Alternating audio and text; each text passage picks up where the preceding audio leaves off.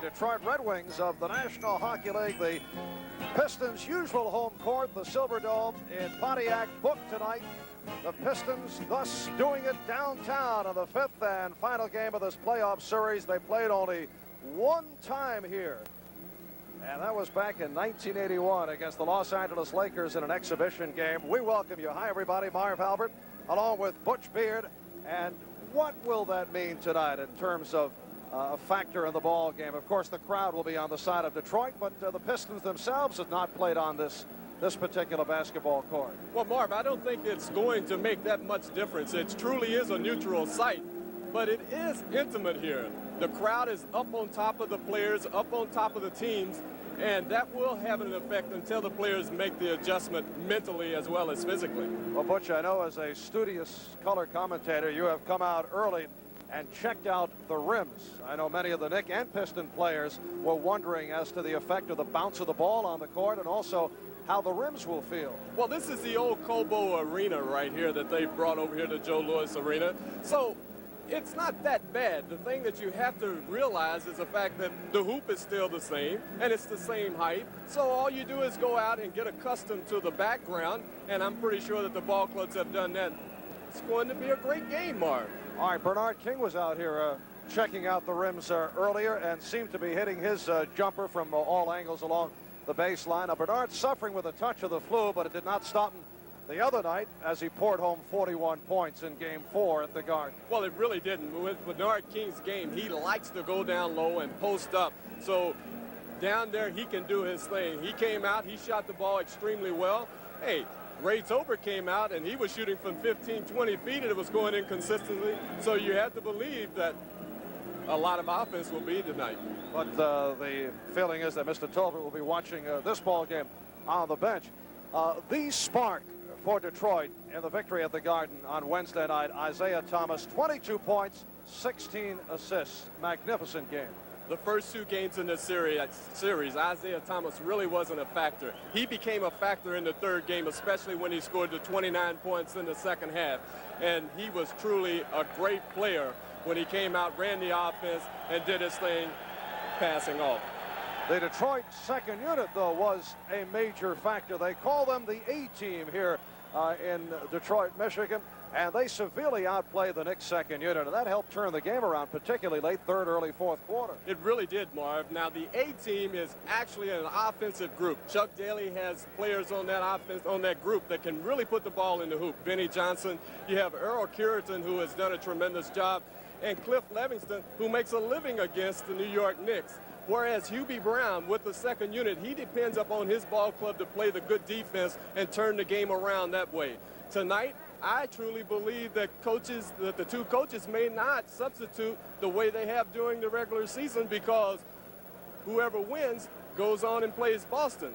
Whoever loses, they will have to have a vacation for the rest of the year. So the coaches will probably play the ball club, the ball players who are playing the best combinations tonight.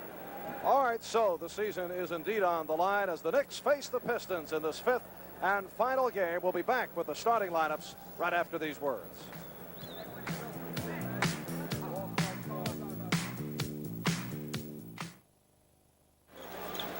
The Knicks and the Pistons warming up, getting set for this fifth and final game of their playoff series, and a slight delay. Apparently, the bulb situated atop the glass backboard where the Pistons are warming up was broken. That is the bulb that is needed at the end of the quarter. And they are, or will be, repairing it in just a moment. Well, some people say that you came in early and removed the bulb so you could get some airtime. Well, there's a lot to talk about tonight, Butch, and it gives us the opportunity to discuss Joe Louis Arena. Now, Chuck Daly, the coach of the Detroit Pistons, would have preferred playing at the Silverdome, where he feels there is a definite home court advantage. He says instead it's a Piston crowd on what is really a neutral floor, as if these two clubs were playing an exhibition game before the season. Well, that's probably true. I know what Daly is talking about. He knows that his ball club is familiar with the Silverdome, and they are familiar with the crowd and the floor. The floor is the thing that the ball players have to get adjusted to, just the feel of the floor and seeing the people behind the glass board. Those things you have to get used to. But other than that, I feel he has an advantage because the crowd is right on top of you here, whereas in the Silverdome, they are back from the floor. This could be an added plus for the Detroit Pistons. As you reflect back to your playing days, could you actually measure where it affected you if the crowd was closer? Yes. As opposed to, as you say, the configuration of the Silverdome at Pontiac? Yes. Anytime that you played in Portland, it affected you because of the closeness of the crowd. And this reminds me a lot of being in Portland, although these people are a little more rapid. Not only that, they've been serving alcoholic beverages. They opened up the doors about 6 o'clock, so not only are the players ready, but the fans are ready as well. All right, the Detroit Pistons have come back twice in this series to tie it at 1-1 and then 2-2 with the victory Wednesday night at the Garden by the score of 119-112 as the Pistons took command early in the fourth quarter. The Knicks stealing the victory out at Pontiac in game one off that sensational stealing display by Darrell Walker. And right now we're set for the singing of our national anthem. See by the dawn's early light what so proudly we hailed at the twilight's last gleaming, whose broad stripes and bright stars through the perilous fight over the ramparts we watched were so gallantly streaming, and the rockets red glare, the bombs bursting in air, gave proof through the night that our flag was still there. Oh, say does that star-spangled banner yet wave?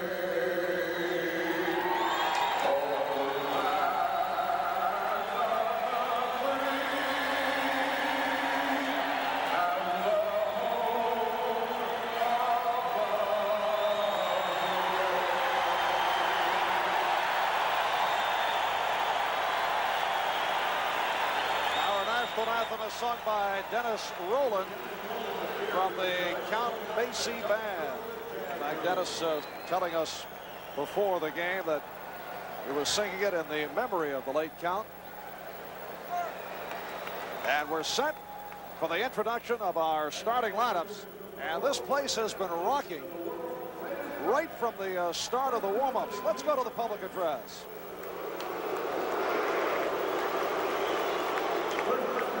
Starters for tonight's New York Knicks team. A guard, 6'4" from Arkansas, number 4, Darrell Walker. A guard, 6'5" from Minnesota, number 6, Trent Tucker. A forward, 6'6" from Tennessee, number 18, Ernie Grunfeld. At center, 7'1" from Morgan State, number 40, Marvin Webster. A forward, 6'9.5" from Maryland, number 44, Len Elmore. And another forward, 6'10" from San Francisco, number 45, Eric Fernston. And another forward, 6'9" from Syracuse, number 55, Louis Orr. And now the starting lineup for the New York Knicks tonight. At one forward, 6'7" from Tennessee, number 30, Bernard King. At the other forward, 6'7" from Tennessee State, number 21, Leonard Truck Robinson. At center tonight, 7'1" from San Francisco, number 25, Bill Cartwright. And one guard, 6'2" from Minnesota, number 13, Ray Williams. And at the other guard, 6'2" from Villanova, number 2, Rory Sparrow. The head coach of the New York Knicks is Hubie Brown. His assistants are Richie Arnabato and Rick Pitino. The trainer is Mike Saunders. And now let's meet our Detroit Pistons.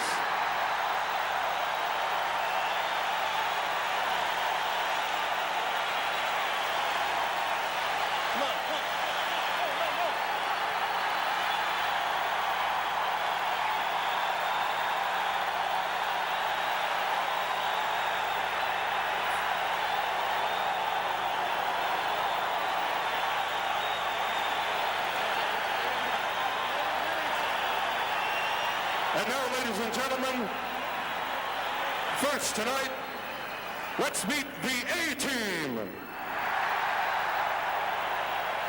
A guard, 6'3", from Arizona State, number 9, Lionel Hollins.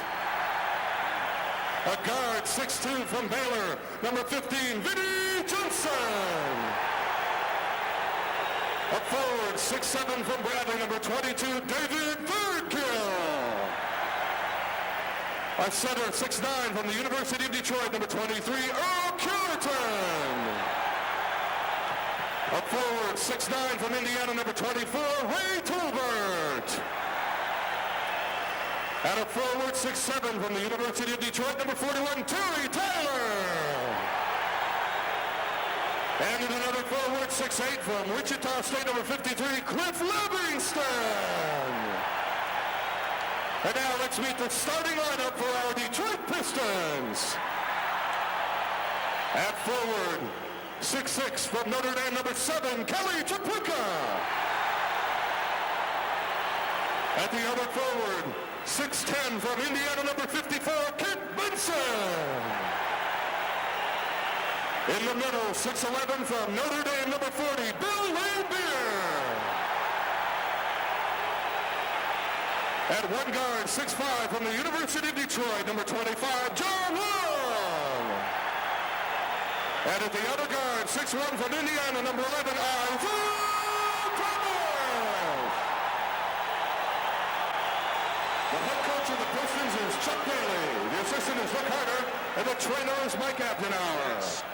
Extensive pregame introduction. The officials Here at the Joe Louis Arena now, the introduction of the officials, Darrell Garretson and Earl Strom working the game. Ed Middleton is the alternate. Earl Strom, you may recall, the man who tossed QB Brown back in game 1 in Pontiac.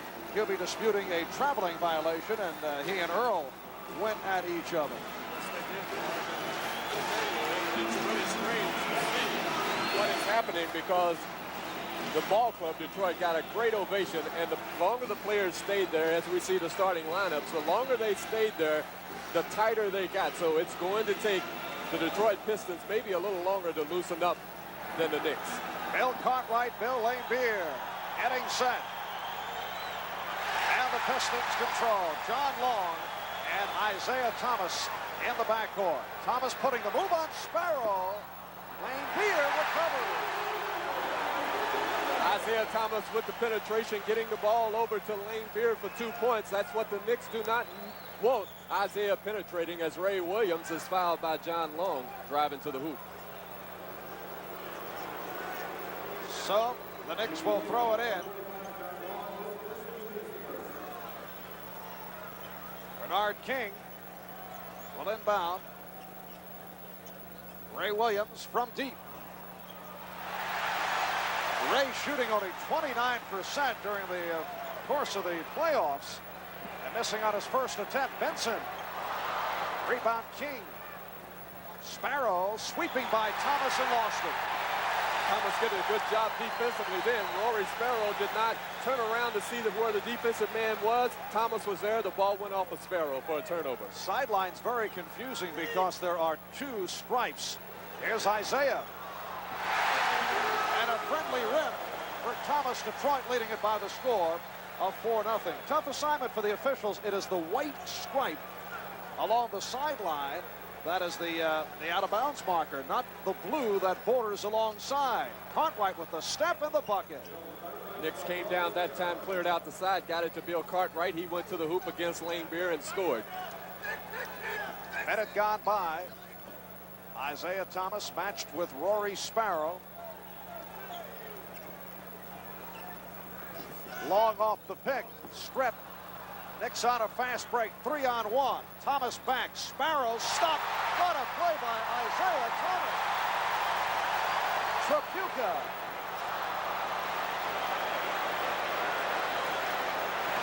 Ray Williams fortunate for a moment and then coughed it up.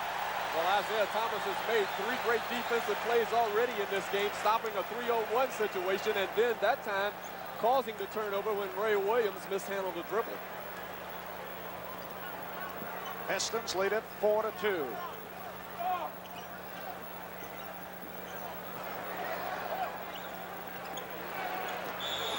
Traveling violation on Long.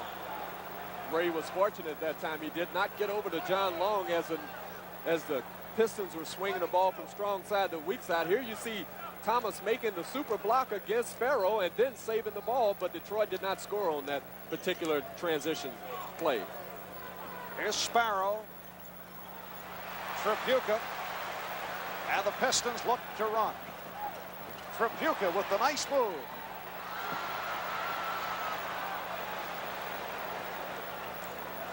By King in the face of Lane Beer, and a foul on Lane Beer. It's a block. Well, that's a tough call right there, because Bill Lane Beer did a good job of anticipating the way Bernard King was going to go. Bernard went to his right. Lane Beer was standing there, as you see it right here. Bernard on his way to the hoop. Lane Beer, he was still moving, I think. We cannot see his feet as Darrell Garrison calls a block. Bernard King goes to the free throw line. Bernard King, who the other night broke Bob Pettit's record for most points in a 4-game series. Pettit did it for St. Louis against Detroit back in 1963. King with 41, 46, 46, and 36-point games. And we're tied at 4. Lane Beer. Now that is something that Detroit has done since the second game, breaking the pressure defense of the Knicks, that time getting it to Bill Lane Beer for the 15-footer. Pistons lead it 6-4, 2.5 in. Here's King. Yes. Well, Bernard finding a friendly rim wherever he plays. Well, it's a mismatch right now with King going against Benson, as King just came up with the rebound. Thomas knocked the ball away, though. The Knicks still retain the ball. The one fellow who did provide some difficulty for King, I thought, back at the Garden Wednesday, although Bernard got his points, Earl Curidan kept King deeper than usual along the baseline. Off muscle play. Meanwhile, Ray Williams off to a ragged start. Real bad start. That time he was trying to make the pass and ended up walking. Giving the Pistons an 8-6 lead. Again, off of a good pass by Isiah Thomas, who sees the floor better than anybody in the game today. Earl Strom on the pushing call. Kenton Benson collects his first non-shooting foul. And Marv, you see Hubie Brown coaching on the side. He's talking to the A-team about something that the first team isn't doing right now, and that's good coaching, and that will keep the other players in the game. Ray Williams on the penetration. Rebound Lane Beer. Here's Long. And he was hacked. Although the score is 8-6 at this stage with Long going to the free throw line, Detroit has been able to get into their transition game more as Thomas gets the pass over to John Long. Now he's on his way to the hoop. He beat King to the baseline. That's a no-no as Robinson comes over and fouls Long as he put the shot up. But Detroit has been able to get into their transition game. That's what they would like. They do not want to get into half-court offense. John Long, 88% foul shooter, second in the NBA to Larry Bird. In his 6th season out of the University of Detroit, he had a poor one at the Garden, 6 for 15, popping away and not hitting the other night, but others did. But that was the best game he's had in the series scoring-wise. Pistons by 4. Nice pass from Williams. King on the spin, and a loose ball foul on the Knicks. So Robinson going over the back of Lane Beer then as Bernard King got the good position, but he just could not score with the shot. Early departure for Truck Robinson, who came out hot at the Garden the other night, particularly aggressively off the board. Benson wide open. 12-6. Detroit with the lead, and a 20-second timeout call by Hubie Brown. Well, Hubie is upset with this ball club, especially getting back defensively. They're not getting back. That time they were burned simply because they did not get back. Detroit scored an easy basket. They must get back, see the court, and also try to stop Isiah Thomas. As you see the pass right there from Kelly Tripucka to Kent Benson, who had beaten Louis Orr to the hoop. So Hubie called the 22nd. He's trying to get his ball club to get some composure and go with the game plan. You mentioned right at the start that you can see both coaches straying away from their usual formulas because guys have patterns, and I think we'll see that particularly with Hubie Brown tonight. Truck Robinson, who has been invisible during the course of the playoffs, getting the early hook. Nice move by Ray Williams. Yes, and it counts. And Louis Orr came on after Truck picked up his second. And I could see the same for Ray Williams if things don't turn around because Trent Tucker has gone very well. Yes, you see Ray going to the hoop that time, getting fouled by Kent Benson. They could have very easily called a foul on John Long because he was riding Ray on the hip with his hand then, as pressure defense is applied by the first unit. Pistons lead it 12-9. Benson getting back. Nice move. That time, Ray Williams tried to gamble and knock the ball away from Isiah Thomas. He's much too good with the ball. He made the long pass to Benson for the dunk. And this crowd urging the Pistons on. 14-9 the score. They triple up on King and took him out of position.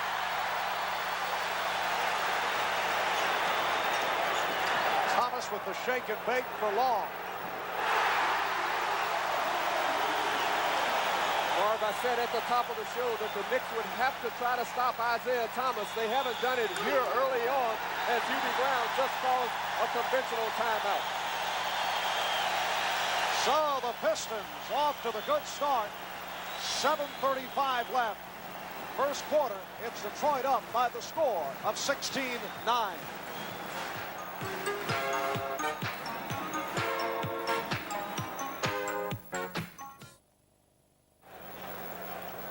Back at the Joe Louis Arena, Marv Albert with Butch Beard. Pistons lead it 16-9. And it's Nick Ball following the timeout. Cartwright way off. Benson off the boards. The Knicks only 3 for 9 from the floor. Here's Thomas. Pistons now 7 out of 12 from the field. Ray Williams on the quick release. Yes. That time the Knicks getting into their transition game, pushing the ball up. Sparrow over to Ray Williams. He scored. Now this is the way Sparrow must play Thomas. He must try to pick him up early. 5 minutes gone by. First quarter. Benson. Bad shot. He forced it. In fact, he was double teamed. Ray Williams laying it off for Cartwright. Beautiful play. And the Knicks are down by 3, 16-13. Now Ray did a super job that time of penetrating. The defense came to him. He kicked it off to Cartwright. The Knicks have scored 2 transition baskets in a row.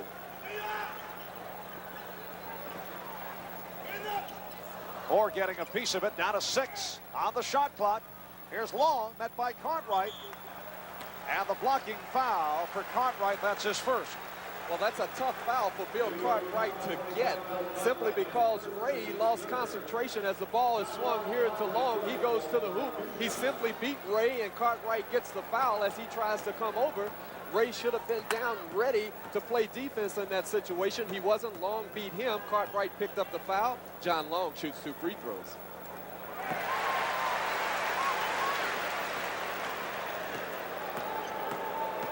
So the Pistons lead it 17-13. The winner here tonight will go on to face the Boston Celtics, opening that series a best of 7 in Boston on Sunday afternoon. 6.5 remaining, first quarter. And the Knicks down by 5. Williams. Benson looking for Tripucka. It's a turnover for the Detroit Pistons, but what the Pistons have done, they have put Kelly Tripucka on Ray Williams. That time Kelly released. Ray lost sight of where Kelly was. The Knicks were fortunate that Detroit did not score then. So the other matchup is Long against King. Chuck Daly continues to shuffle on that matchup. Well, he's given Bernard already 3 different looks here in the first quarter, although Kelly Tripucka hasn't guarded Bernard King. John Long just picked up the foul.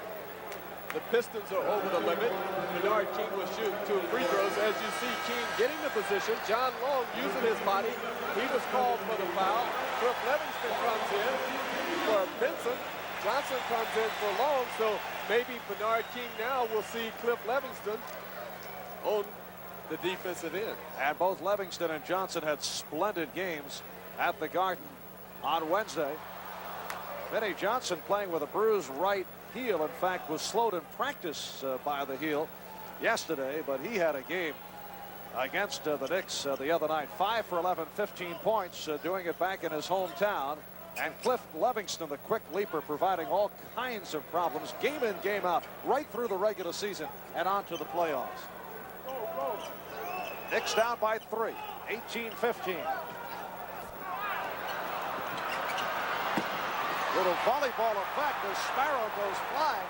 3 on the shot clock. 2, 1. It's a 24-second violation. Good defense by the Knicks that time in half court. Detroit did not know the situation on the shot clock. They end up turning the ball over. The Knicks have done a good job, especially when Detroit has been in their half-court offense. Cartwright, played by Lane Beer, trying to return as Thomas came over to help. Now finds the open man. Here's Sparrow. And the crashing foul on Lewis Orr. Or is it Bill Cartwright? Called the foul on Cartwright for going over the back. Lewis Orr had the inside position, but Bill Cartwright just picked up his second foul. He leaves as Marvin Webster comes in for him. And the storyline has been when Cartwright is picked up too early, he has not been effective later on. So it's now Webster matched with Lane Beer. The steal, and here's King, chased by Tripucka, let him go. Kelly did not want to pick up the foul. Now the Pistons trying to get back, but the Knicks back down court in a hurry. Pistons by 1, 18-17. And King has 8 points. Livingston getting in. Livingston getting free when Marvin Webster, when the guards jumped out, the guard and the forward tried to double team Vinnie Johnson. He got it to Livingston. Webster tried to rotate on the defense, but Livingston ended up with the dunk. Here's King over Livingston. So Bernard is 3 for 5. He has 10, and the Knicks are down by 1. He really amazes me how he gets the good position on the defensive end. It's unbelievable. Thomas on the spin. Rebound Webster. King to the left, a 3-on-2. Here's Orr, met by Lane Beer, but able to hit. Pretty pull-up by Lewis Orr, and the Knicks lead for the first time in the game, 21-20. Good judgment by Sparrow on the fast break, getting it over to Orr because King was in the left lane and the defense was looking for King to get the ball.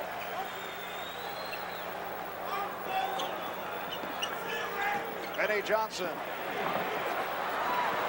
Rebound Orr.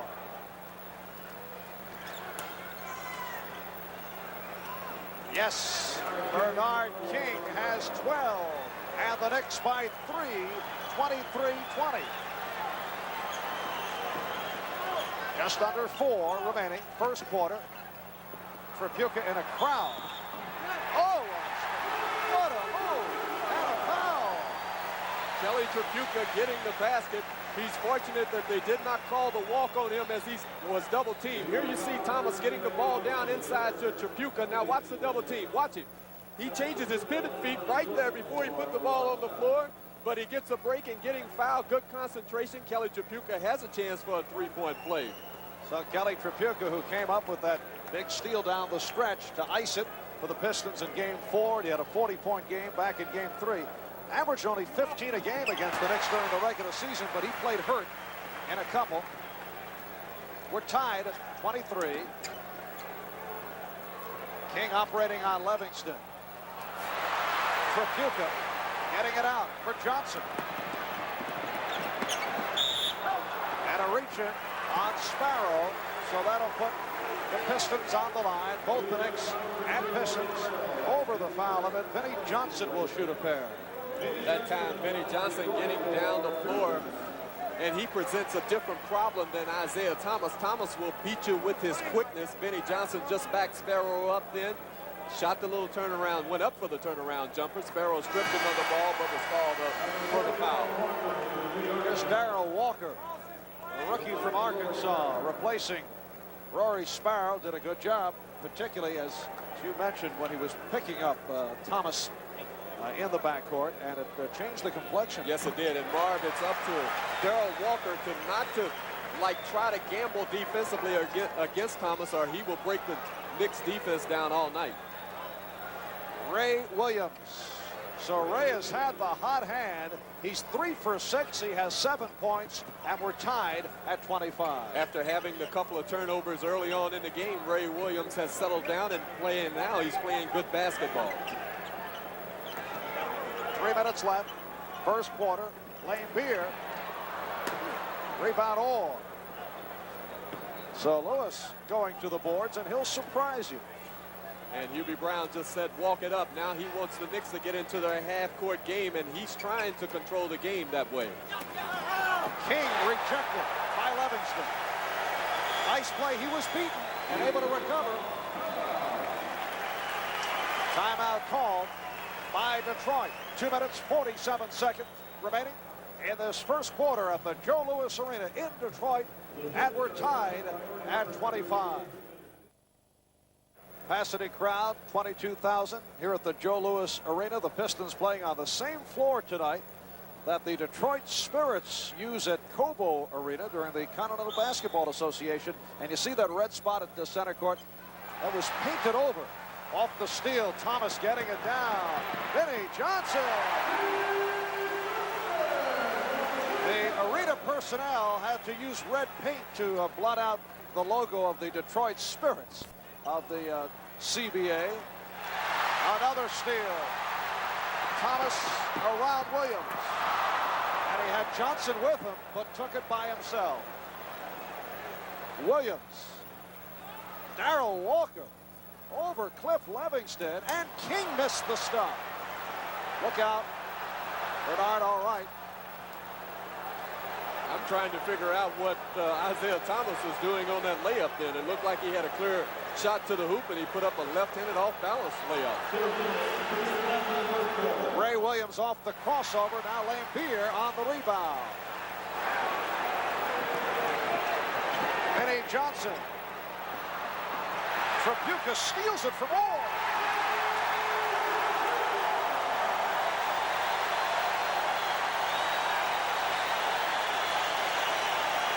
Kelly Tripucka that time was the player who got the good bounce. As you see, Johnson put up the shot. Now Louis Orr mistimes his jump. Kelly Tripucka comes right over Orr, puts the shot up right there. He's fouled. He has another chance for a three-point play simply because Tripucka was in the right place at the right time. 8 points for Tripucka, and the Pistons open a 5-point lead. Trent Tucker has come on for the first time. A kneeing foul, says Earl Strom. Against Cliff Livingston as he was trying to prevent Bernard King from posting down low. King will go to the free throw line. It's been a lot of points scored here in the first quarter. That has to favor the Detroit Pistons. So the Knicks must continue to try to slow the tempo down as much as possible. You just saw Earl Curidan come on for the first time. He had a solid effort against the Knicks at the Garden on Wednesday. Knicks down by 4, minute and 42 left in this first quarter. Bernard King now 4 field goals and 5 for 5 from the line. 14 for King, and the Knicks trail 30-27. Some pressure with Walker and Tucker now at the guards. King, Webster, and Orr up front.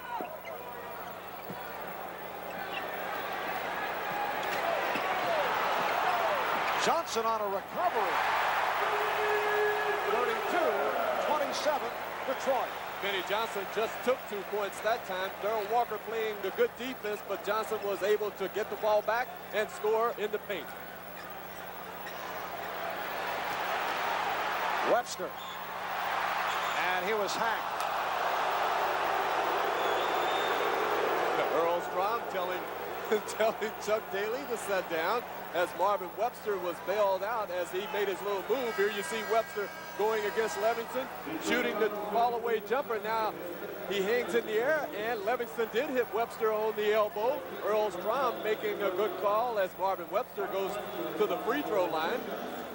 Webster is a 56% free throw shooter.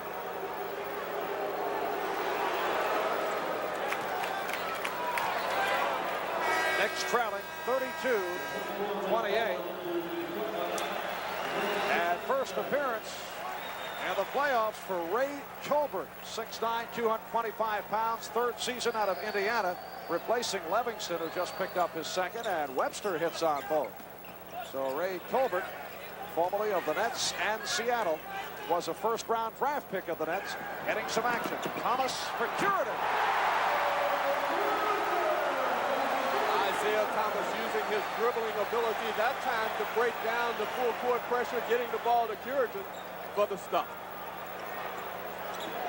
And you can see the respect for Trent Tucker, who was 5 for 8 from the floor Wednesday night. Johnson giving him nothing. Offensive foul. Louis Orr fighting Tolbert for the position. Tolbert had Louis Orr around the waist, but Louis threw an elbow. That is the call that Earl Strom made, so it was an offensive foul against Louis Orr.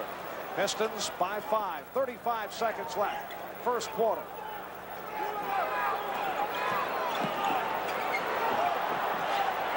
Johnson loose.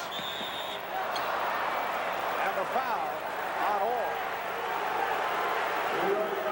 Thomas has done a tremendous job against the pressure defense. That time the Knicks tried to go into half-court pressure, trying to double team, and Thomas was able to split the double teaming situation, made the long pass over to Benny Johnson. He was fouled by Louis Orr. That's his third. He has to leave. Robinson comes back as Hollins comes in for Thomas.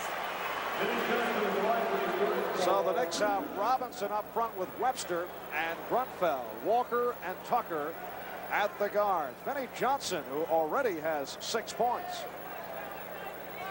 Now 3 for 3 from the foul line.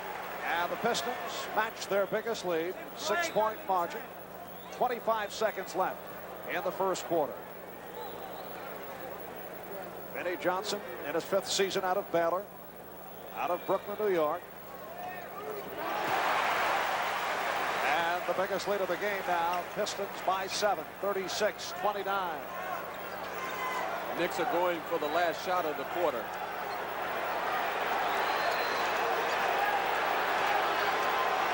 Ten seconds. Walker watched by Hollins. Gilby Brown stamping his foot, saying, make the play. Tucker does. Trent Tucker able to hit. Trent Tucker from deep in the corner. So that's the end of the first quarter. That was a 2-point field goal. The Knicks trailing 36-31. Back at Joe Louis Arena, downtown Detroit, alongside Cobo Hall, the former playing side of the Detroit Pistons for many, many years, after moving the franchise from Fort Wayne. And now it is back downtown. The Pistons have played only one basketball game here, and that was an exhibition against the Los Angeles Lakers back in '81. There have been a couple of informal all-star games here at Joe Louis, but that's been it. Hasn't bothered the Pistons. In the first quarter, they lead at 36-31 as we get underway in the second. Darrell Walker matched with Isiah Thomas. Bernard King is back in as Walker fires. So Darrell Walker hitting on his first field goal, and the Detroit lead is 3. Darrell Walker trying to get the ball down to King. The defense backed off. Walker hit the little 18-foot jumper. That will definitely open up things for Bernard King. Curidan from Thomas, and the block by King. The Knicks are trying to double team every opportunity they get in the half-court offense. That time Bernard King rotating, blocked the shot from behind. Detroit gets the ball back. 4 on the shot clock. Bill Cartwright back on the floor, able to rebound. And an unusual mix for the Knicks here with Robinson, Cartwright, and King up front, and a backcourt of Tucker and Walker. It is Curidan guarding King now. 8 on the 24. Traveling violation. Well, Bill should have been a little more patient that time. He had Tolbert on him, and he was thinking going to the hoop as Isiah Thomas dropped back to help out. But if he had kicked the ball back much sooner, it would have been better off. Interesting move by Thomas around Walker. Here's Lane Beer, who just checked back. Well, Lane Beer set a back pick on Walker. That's the reason why it was interesting. And Cartwright held by Thomas. Smart basketball by Isiah Thomas because Bill Cartwright was getting ready to dunk the ball then, and Thomas grabbed Cartwright around the waist, preventing him from getting the ball up, forcing Bill to get the points at the free throw line. Isiah Thomas was asked at practice about tonight's game. He says, well, it should be a terrific ball game. I wish I could watch it. You mean as much money as he makes, he doesn't have a videotape machine at home? Well, he'd like to see it when it happens. Oh, okay. He's involved. Thanks, Marv, for explaining it. Knicks down by 2. Cartwright looking for a 6th point.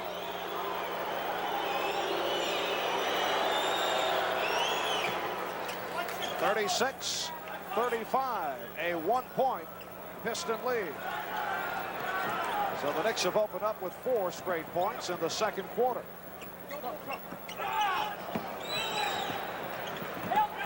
Tripucka fouled by Cartwright, and that's his 3rd. Well, that time, Kelly Tripucka coming off the double screen. He faked the jump shot, got Bernard King up in the air as Cartwright tried to rotate on the defense. He fouled Kelly Tripucka, his 3rd foul. That means Marvin Webster has to come back into the game as you see the fake by Tripucka and the foul by Cartwright as he jumped out. Kelly shoots 2 free throws. It's 2 for 2 from the line. Now has 9 points. On that particular play, Marv, if Bernard had come a little harder trying to get over the pick, maybe it wouldn't have forced Cartwright to jump out on the play, and he could possibly still be in the game. But that's hindsight. Cartwright sitting down after picking up his 3rd. Pistons by 3, 38-35. King over Curidan.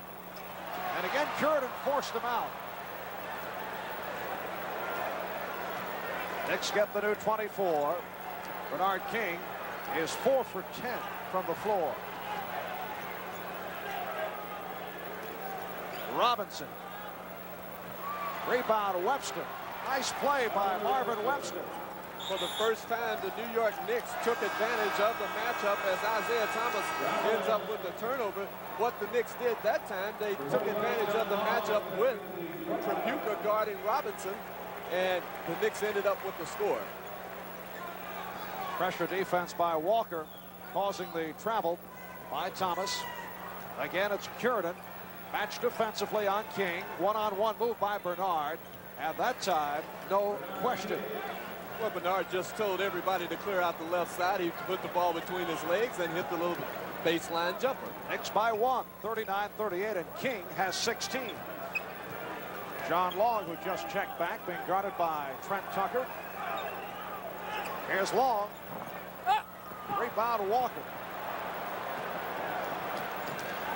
Darrell saw the opening, and then it was closed. And they're going to truck Robinson again with the matchup as Curidan just picked up the foul against Bernard King.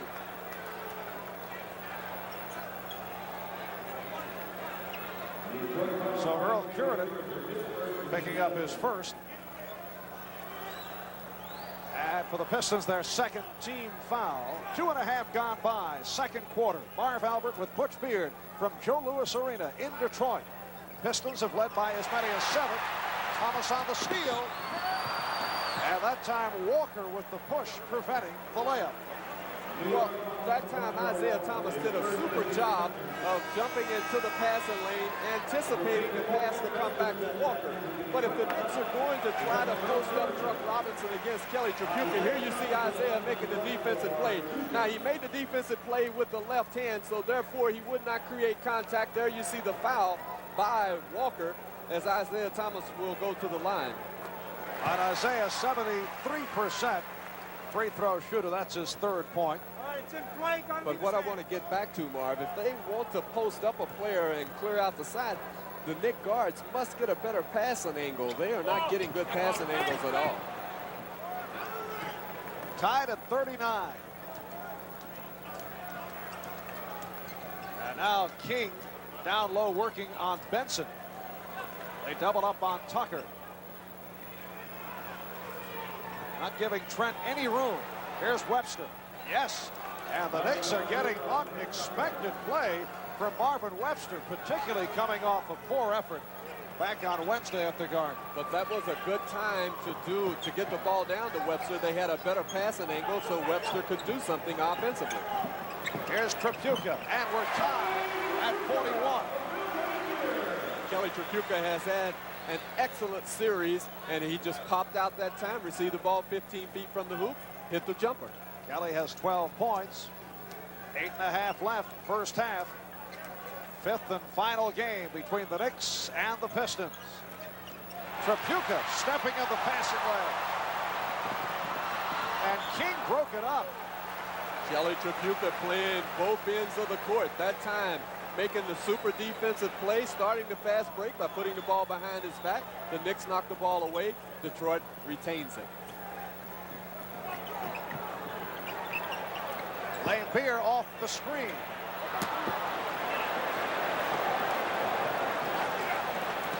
You have to see Hubie Brown. He has his coat off now because it really is hot in here. He reminds me a little bit of Jerry Tarkanian. Only if he puts a towel in his mouth, then I'll know. This is long.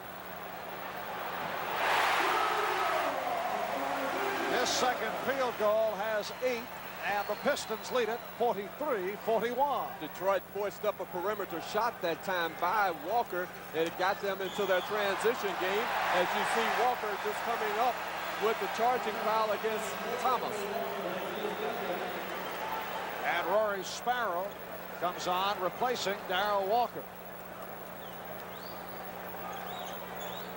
You don't think Hubie's not in the game? And ready for the warm weather with the short sleeve shirt. Must have read the weather report before he came. Embarrassing the way you cut your long sleeve shirts for the summer, you know. Here's Benson, not able to hit. And Earl Strom says stay right here. It's against the Knicks. Bernard King fouling Bill Laimbeer as he had gotten a good position on the Kent Benson running hook shot. Laimbeer, he rebounds on position alone. He takes up a lot of space, and that time he had the good position and was fouled. So Ray Williams back, replacing Trent Tucker. Trent with a bucket for 2. Intended for Laimbeer. Thought he was cutting.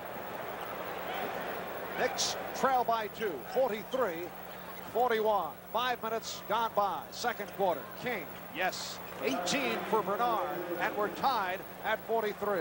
Normally Bernard King gets the ball down low and scored. That time he popped out 15 feet and scored.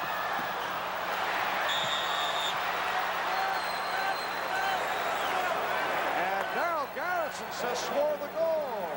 A goaltender call on that block by Webster. That's an interesting call because here you see Laimbeer going up for the shot. Webster blocked it there. Blocked it again. They call goaltending. I did not see it, but Bill Laimbeer taking up a lot of space on the offensive boards.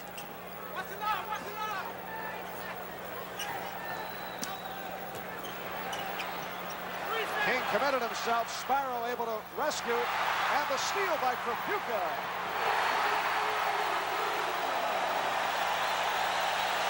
So the Pistons lead it 47-43. And a timeout call by the Knicks. 6:23 remaining. First half. The Pistons by 4. We'll be right back.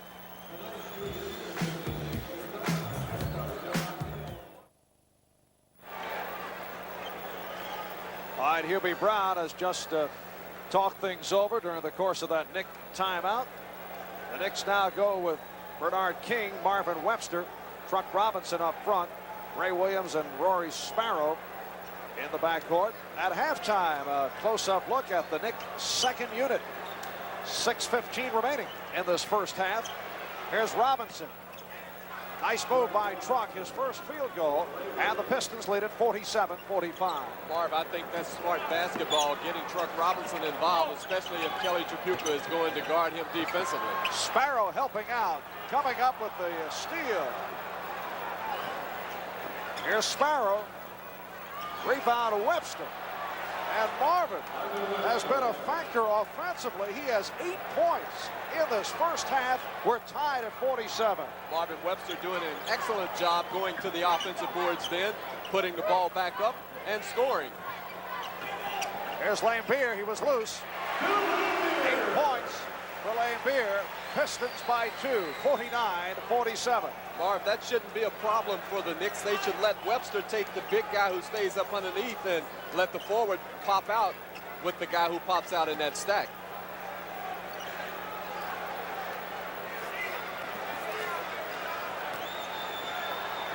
There's Truck going glass, no touch.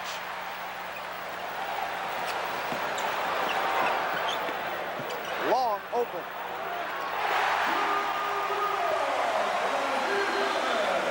So the Pistons by 4, 51-47. John Long is an excellent shooter, especially when he can get his feet up under him. That time he did, and he scored. Long has 10, and he is a streak shooter. Sparrow for Webster. Boy, Rory Sparrow made a super penetrating move then and kicking the ball off to Webster when Lambeer came over to help out defensively. So the Pistons by 2, 4:25 left, first half. Tripucka rejected by Webster. Williams with Thomas back. And the foul on Thomas for Isiah, his second. Great defensive basketball by Marvin Webster, blocking Kelly Tripucka's layup attempt, getting the Knicks into their transition game. It looked like Isiah Thomas had made a good defensive play. Here you see Webster coming over, blocking the layup attempt. Good defense by New York, getting them into their transition game as the ball is kicked up here to Ray. Ray goes up. There's the foul, says Daryl Garrison. Somewhere in there.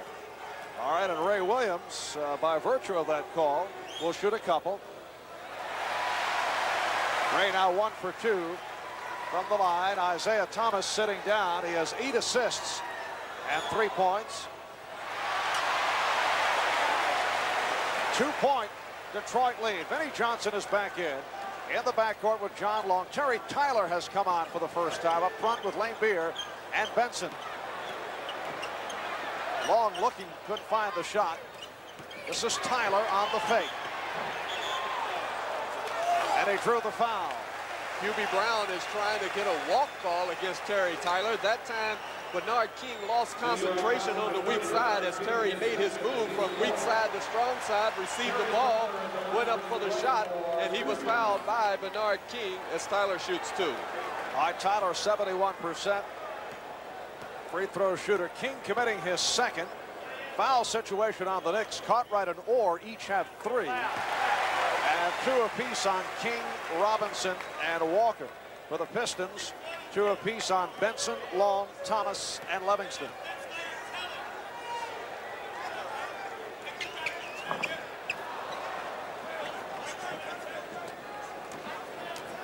Pistons by 3.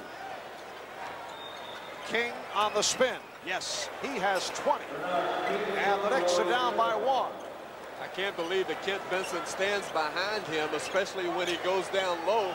He's much too quick for Kent, and King just showed it, the reason why. 3.5 left, first half.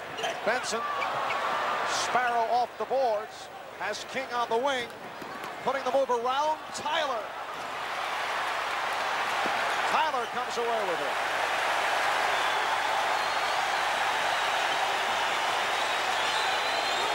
Bernard King now 7 for 14 from the floor.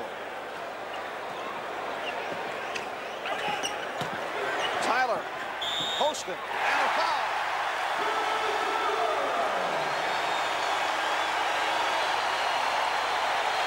Detroit trying to take advantage of Terry Tyler's inside game. That time Tyler sent a little back pick on Lambeer. Lambeer popped out. Then he went down and posted low as he got the good position on King. Webster came back to try to help out. He picked up the foul. Bernard is going to have to fight Tyler a little bit harder on the defensive end for position. And off the three-point play by Tyler, Pistons lead it by 4, 55-51. And a battle. Well, they say illegal defense. It was on Terry Tyler, who was going to help out Earl Curitan, who has switched over to Bernard King defensively. So Bernard King has seen 5 different looks already here in this game. And we're only in the first half. And I would think the one he does not appreciate from a physical point of view is the one that is taking place right now. Earl Curitan and Bernard King hammering each other as that illegal defense was called. Here's King getting in on Curitan. Nice move. He has 22 points, and the Knicks trail 55-53. You give King credit, but you have to give the passer credit in that situation. Super lob pass so King could score. Long forcing, but hit it. 12 for Long, major factor in this first half. He really has been. He's been doing a good job of moving without the ball, so therefore he can get in position to get the good shot. Ray Williams, yes and no, and it does not count. Williams called for the offensive foul. So the ball goes to Detroit. Ray is hit with his second foul and a timeout with 2:26 remaining first half. Pistons lead it by 4.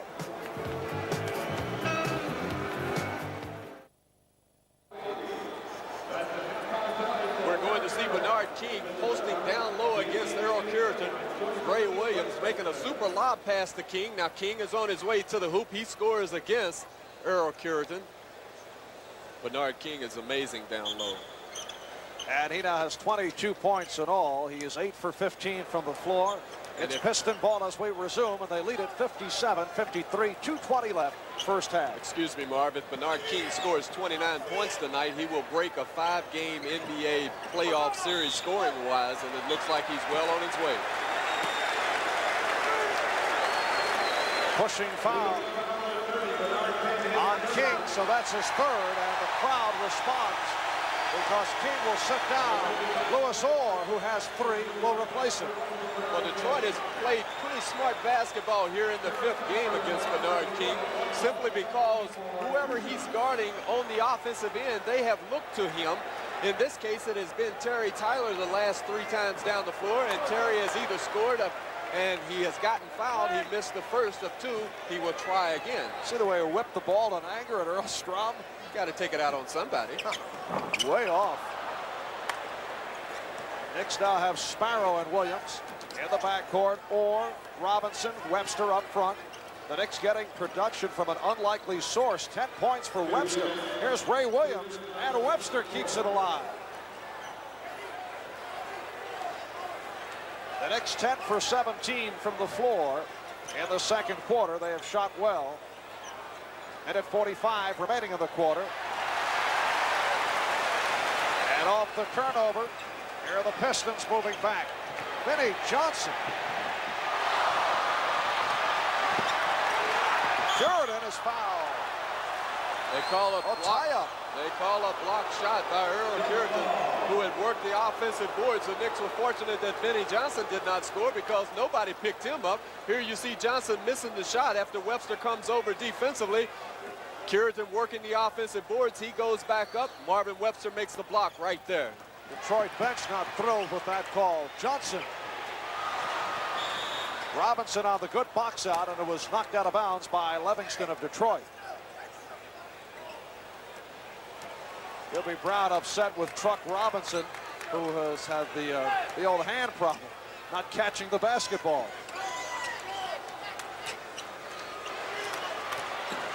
Ray Williams, yes, off the dribble drive. Williams bringing the Knicks within 2, 57-55. That time Ray used good judgment and patience before he put the shot up and scored.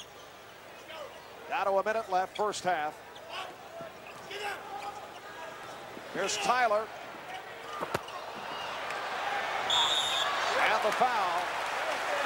Marv, the presence of the two guards that are in the game right now, Benny Johnson and John Long, they both love to go to the offensive boards. That time, Long was not blocked out. Here you see the shot by Tyler. You see Long coming into your picture. Nobody blocked him out. It forces Truck Robinson to go over his back. The Knicks guards have to concentrate on the two Piston guards who are in the game right now and block them out. Robinson committing his third. John Long 5 for 5 from the line. He has 13 points. Kelly Tripucka leading Detroit with 14. Bernard King, who picked up his third foul a moment ago, sitting down with 22. And that's a foul that Truck Robinson picks up simply because the Knicks guards did not do their job. Robinson was doing his, but the Knicks guards did not do theirs. Knicks down by 4, 59-55.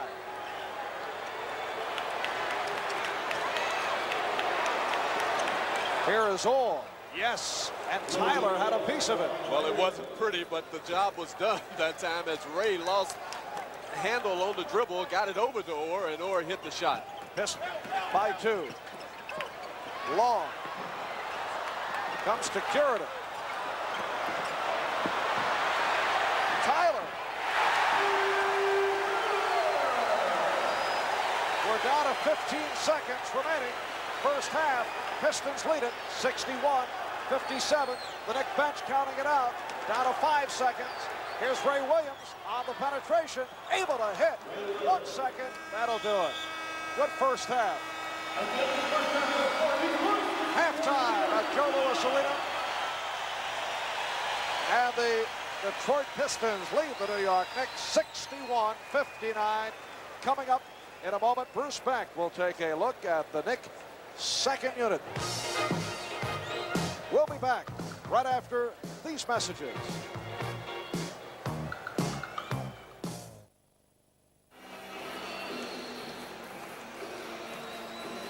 Well, we're getting set for the third quarter here at Joe Louis Arena. The New York Knicks, led by Bernard King, with 22 points on 8 for 15 from the floor and 6 for 6 from the foul line. Ray Williams was 5 for 11. As we mentioned, Marvin Webster 4 for 4. Knicks 51% in the first half, while Detroit with 14 apiece for Tripucka and Long. Kelly Tripucka 5 for 9, and John Long was 4 for 6 from the field, 6 for 6 from the foul line. Detroit shot only 44% in the first half, and the Knicks out-rebounded the Pistons 29-21. Yes, this is true, but the reason why Detroit the reason why they have the lead, and you see the rest of the stats there, and the Knicks with 14 and Detroit with only 6. Detroit was 17 for 21 at the free throw line.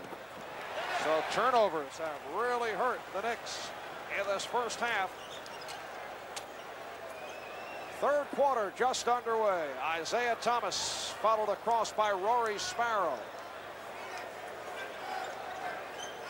King playing with the 3. Here's Lane Beer. 63-59. Pistons by 4.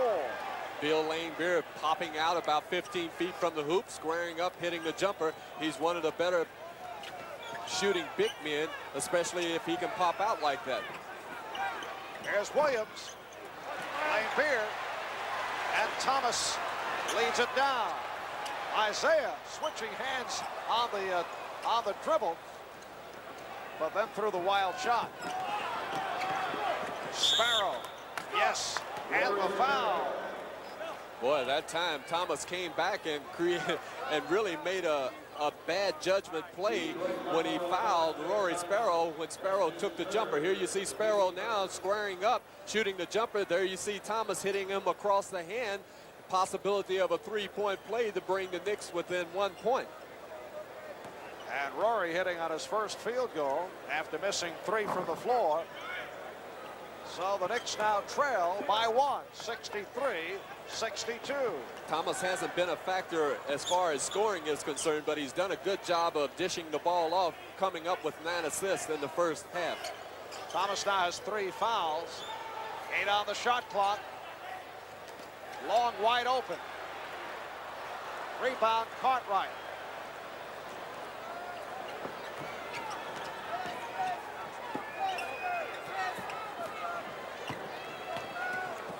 Robinson.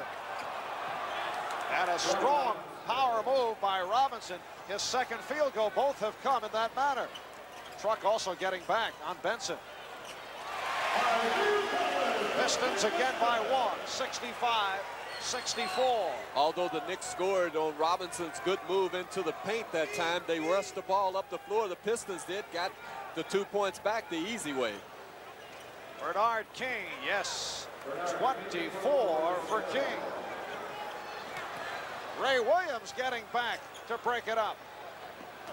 King picked up by Thomas, dishing off to Cartwright. Beautiful combination, and the Knicks now lead by 3.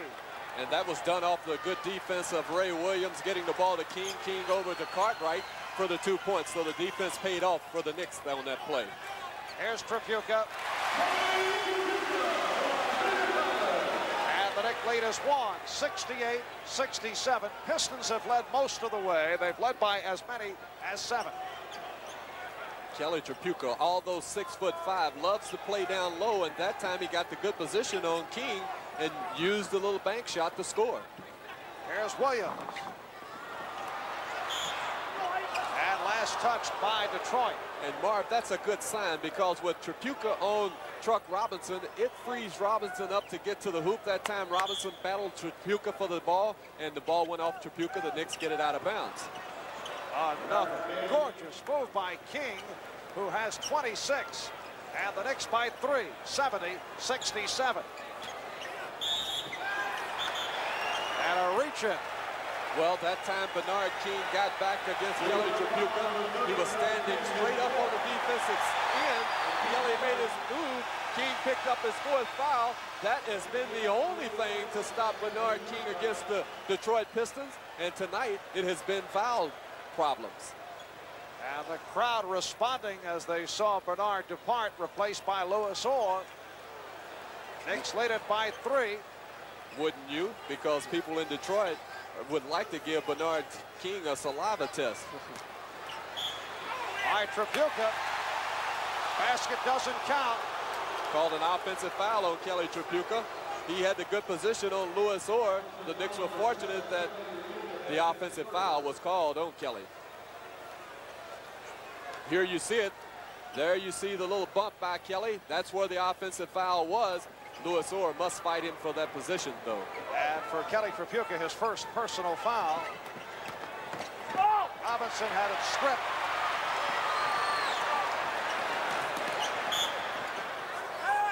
And Thomas bumped on the pass, so it's a non-shooting foul. Ray Williams committing his 3rd. And the Knicks were really lucky that time. Thomas was thinking pass instead of shot. When he heard the whistle, Detroit gets the ball out of bounds. Tripucka looking for the quick pop. Good play by Orr to knock it away. Tripucka felt he was fouled. Here's Orr getting back, and Thomas stepped aside. Did not want to pick up his 4th. Knicks have their biggest lead, and Detroit calls for a 20-second timeout. It's a 20-second timeout. So the Pistons will talk about it. Well, that time Kelly Tripucka should have been getting back defensively when Louis Orr made the block.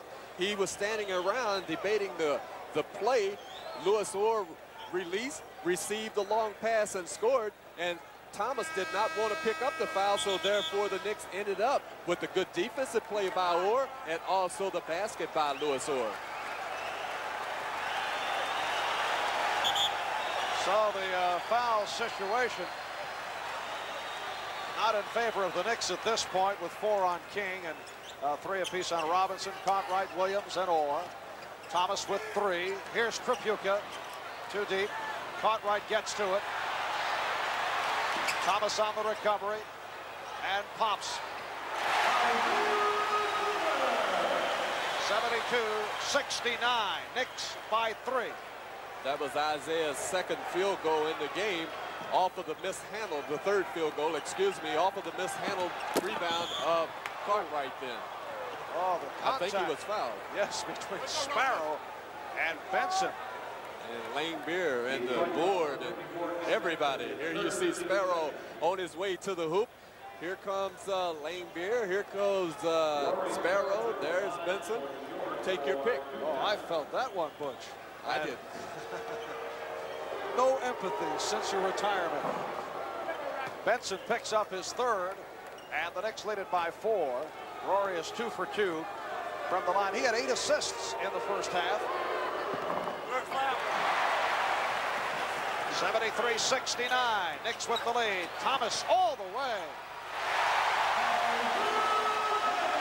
Well, that's where he's so tough, especially when he's coming at you. There wasn't much Sparrow could do that time as Isiah went to his right, and then he arced the ball over the big people for a fast break basket.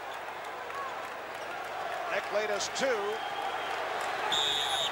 And a holding foul on Tripucka. Orr was looking to cut down low, looking to go baseline, and was held. Orr did a good job that time. What he was doing, as we see Thomas on the move in the open court, cutting to the hoop. The running hook shot over Cartwright, 2 points. He's only 6 feet tall. Nice pass from Williams. And the Knicks working very well. Cartwright with 10. Knicks lead 75-71. Here is Thomas.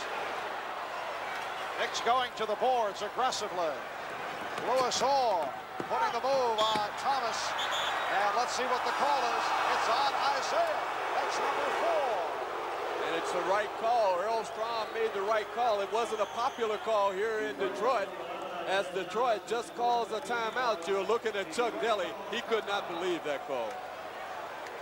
Just under 7 remaining, third quarter. It's the Knicks 75, Detroit 71.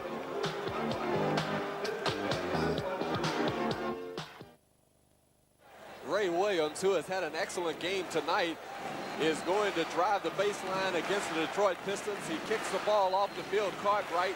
Ray has been trying to take advantage of the matchup with he and Isiah Thomas. Just after that play, Isiah picked up his 4th foul, so he will probably leave the game, and that is a break for the New York Knicks. Now, they must not lose concentration because Benny Johnson, who is coming in for Thomas, will present another problem, a different problem, that is, on the offensive end for the Knicks guards. Chuck Daly now going with Benny Johnson and John Long in the backcourt. And Lewis Orr shooting 2. First appearances on the line. Lewis has 3 field goals, 6 points. Over the first 2 games, he had a shooting difficulty. 1 for 9 over those first 2, but he has bounced back. 5 for 7, game 3. And in a significant role tonight after Bernard King picked up foul number 4.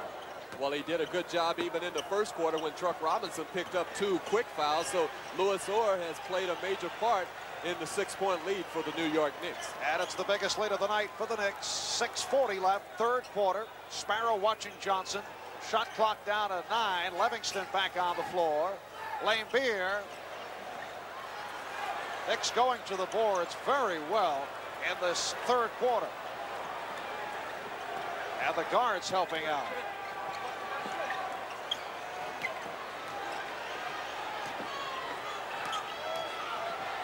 Here's Truck. Rebound Livingston.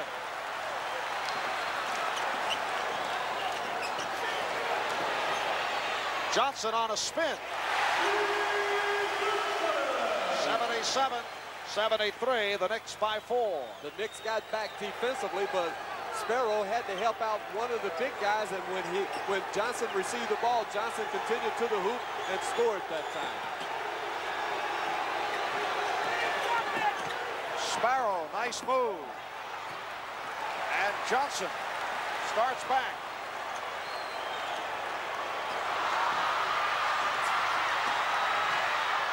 Off the scramble.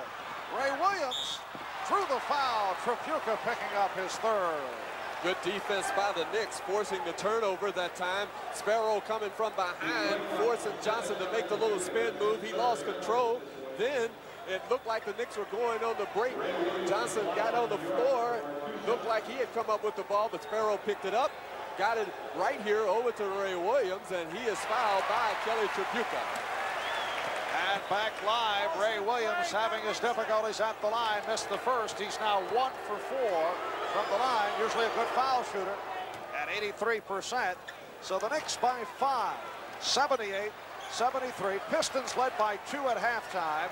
They led by as many as 7 on several occasions in the first half. Here's Long.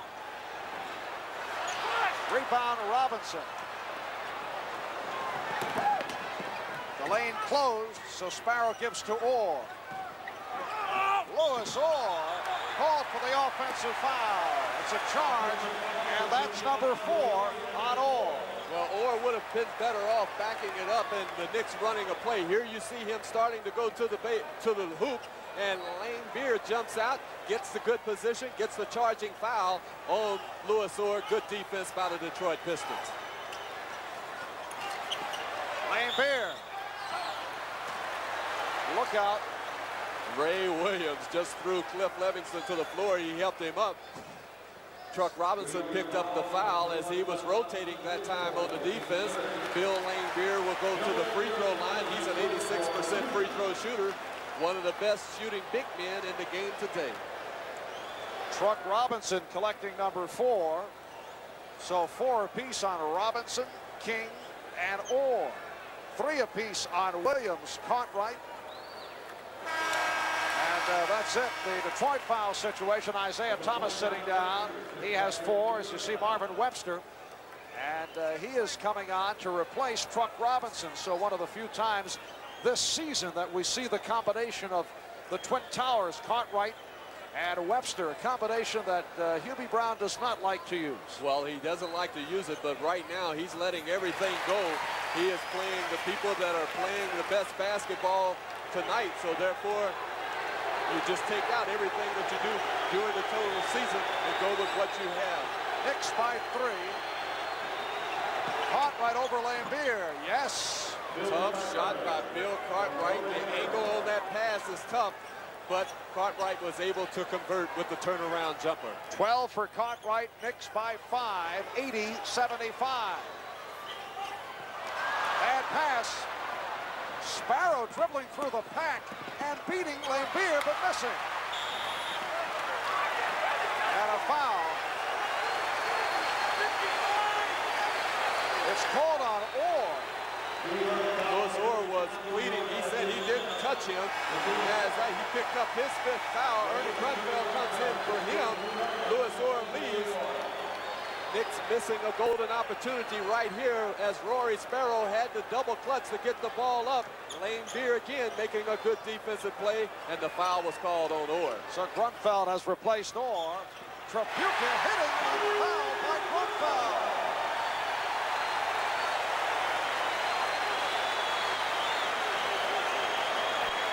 Jelly Tripucka taking advantage of actually a cold Ernie Grunfeld. He receives the ball, shoots a little turnaround jumper. He loves to use the glass. He's very effective. That time he scored a 3-point play with the basket and the free throw. 80-78. The Knicks by 2. Crowd back into it. We're down to 4:10 left. 3rd quarter. Ray Williams putting it up with the left hand. Webster recaptures. Good job by Marvin Webster as the Knicks are now trying to play 2-man basketball, trying to clear the side out for Bill Cartwright and the guard. And forced to do it without Bernard King sitting down with the 4. Now the Pistons on a 3-on-2. Long for Tripucka. And he just charged. Ernie Grunfeld sacrificing his body because that time the Pistons had a 3-on-1 advantage. John Long got up in the air and made the pass. Ernie standing there defensively picking up the charging foul. Here you see the penetration by Long. There you see the pass. Long would have been better off shooting in that situation. Instead, he picks up the charge. 3rd foul for Long. And Earl Strom calling a foul on Detroit. It has been a whistle-happy 3rd quarter. Lane Beer picking it up. His 2nd. The Pistons are over the limit, as are the Knicks. So Cartwright, who is 2 for 2 from the line, will shoot a couple. Well, the 3rd quarter, if both ball clubs continue to go down inside and pick up fouls, will end up being a free throw shooting contest. So free throws at this stage will become very important later on down the line. 13 for Cartwright. 7 of the 13 here in the third.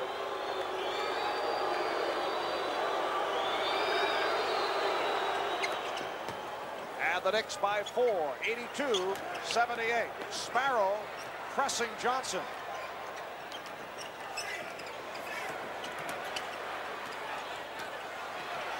Tripucka, let's see, they call it the other way. Yes, Offensive they call foul. offensive foul on Kelly Tripucka. Errol Strom called it. Kelly, he does create a lot of contact. That time Errol Strom called it. Kelly can't believe it. Well, Darryl Garrettson Was going to call it on Ernie. in the process of calling it on Grunfeld, and Strom said, no, I have better position. Well, down let's low. see. Let's see. Here's Kelly making his move. Ernie is there. It was an offensive foul because Kelly Tripucka jumped into Ernie Grunfeld. Big call and back live. Ernie Grunfeld drilling one and hitting from 20 feet away, left side, 84-78. The Knicks lead it by 6, just under 3 left, third quarter. Here's Johnson over Walker. He forced it. And Webster on the rebound. Williams took a poke in the eye as the Knicks go to the offense. It's now Walker and Williams in the backcourt. Grunfeld up front, Cartwright and Webster on that front line. We're down to 6 on the shot clock. The Knicks will have to force. Ray Williams popping.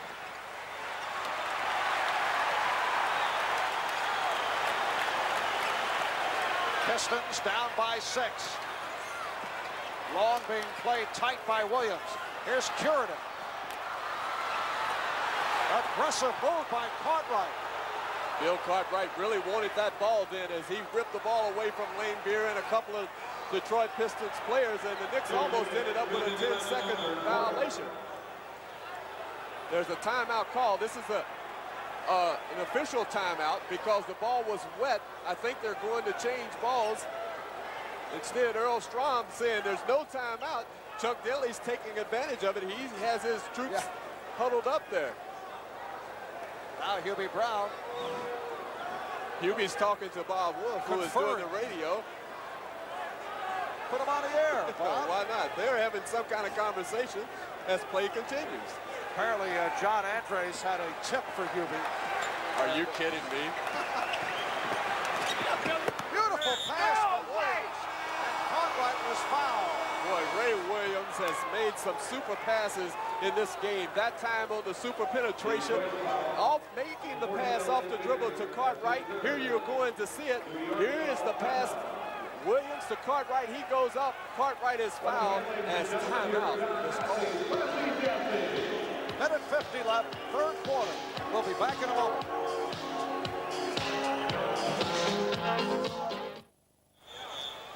Well, key people in foul difficulty. Bernard King has sat it out most of this third quarter. Isiah Thomas picked up his 4th early in the third, but not that the Knicks would not like to see Bernard on the floor, and he has had a phenomenal series, but as it turns out, the Knicks got everybody into the ball game with Bernard sitting down. Better ball distribution. They're getting efforts from a lot of people here, and it's helped turn things around. It really has, but there is also another plus on with that, simply because you have actually a fresh Bernard King in the 4th quarter, and he is a big gamer, so if they need a shot down the stretch, Bernard will be fresh. And again, things are going right for the Knicks here in the 3rd quarter. But much time left. Minute 50 remaining, third quarter. Cartwright is now 5 for 5 from the line. He has 15 points, and Bill has come up strong. Despite opening up in foul trouble. So the Knicks lead at 85-78. It's their biggest lead. Kent Benson is back in. Up front, Curidan and Tyler. Johnson and Long at the guards. Tripucka sitting down after picking up his 4th. Here's Tyler off a double team. 3 on the shot clock. Look out. And Kent Benson just landed on our lap. And I saw it coming. I heard you say look out. I say look out. And that's the first time you used your head and you moved. I left. Normally you stay around, you know something. Big guys do not know how to stop. And now Hubie's over here talking to the people on reporters row. No problem. Daryl Garrison told me I sacrificed my body. Yeah. And Marv, how come you didn't stop him? Why did you say look out? No. I also your mother did have a very, food, very nicely flavored shirt of soda. That's okay. Hey, they just messed up my stats. This is terrible, you know? No regard for the people on the sideline. I can't believe it. Hubie rooting for Benson to land in the lap of several New York writers. We're fine.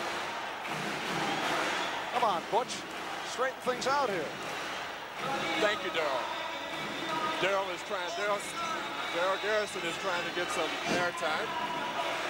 Well, play will continue regardless of what happens to play-by-play men and color commentators. Back to the game. Knicks lead at 85-78. A minute 25 remaining in this third quarter. Good effort, incidentally, by Kent Benson, who could not put the brakes on. The steal by Curitan. Curitan made a good defensive play simply because the offensive man in that case could not feel where he was on the defensive end. And Walker reaching in, and a foul call. Let's see, Strom. They call it on Ernie Grunfeld on the weak side. They did not call it on Walker. And Ernie said, who, me? I didn't do anything. So Terry Tyler will go to the free throw line to shoot 2 free throws. Tyler is only 2 out of 5 from the line. Well, this gives you a new perspective on the game, doesn't it, Marv? I'm telling you, those big guys coming at you, now you know what I went through all those years. But notice the anticipation. I was backpedaling as I saw Benson. You sit there like a fool. No, I was holding you there so you could take the charge. 85-79. Knicks by 6. A minute left, third quarter. Trent Tucker. Rebound, Jordan.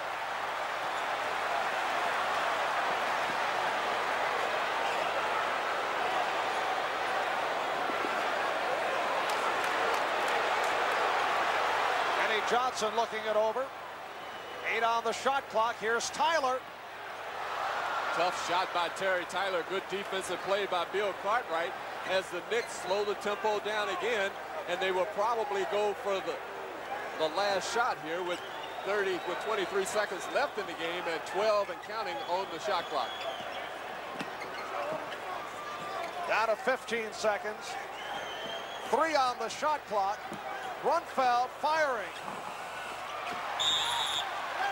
And a loose ball foul on Webster. Although the shot clock was running down, the Knicks ended up with a good shot from Ernie Grunfeld off of a nice penetration by Trent Tucker. Here you see Ernie putting the shot up. Now you watch Curitan go for the defensive rebound, and Marvin Webster comes up with the foul right there, putting Earl Curitan at the free throw line, who is shooting 52% for the season. Well, Earl the Twirl not noted for his work at the foul line. Has a field goal for 2 thus far. To be honest with you, the Knicks have really dodged the bullet here in the last minute and a half, simply because Detroit hasn't been able to hit their free throws. Down to 5 seconds. Walker, 3 seconds, taking all the way, try to feed off, and it cost. So 3 quarters complete here at Joe Louis Arena.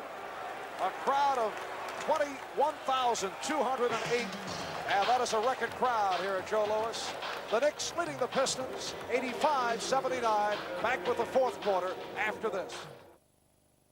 Fourth quarter underway. The crowd here at Joe Louis Arena providing a standing ovation for the Pistons.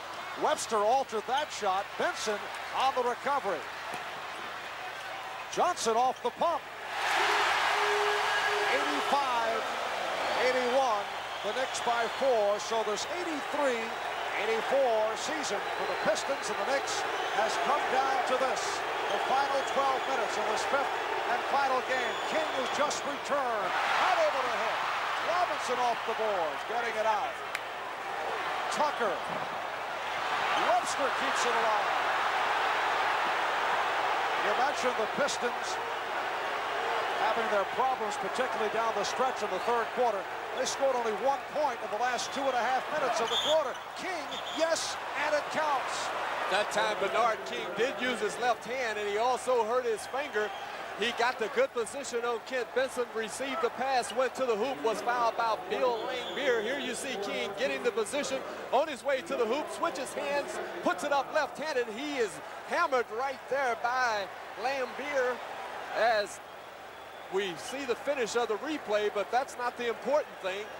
The timeout, I think there's a timeout called by Detroit. 22nd 22nd timeout is called as Hubie Brown and Mike Saunders, the trainer, is looking Bernard King over, and Hubie is also getting in a little coaching along with Rick Pitino. Looked like a UN meeting, Marv.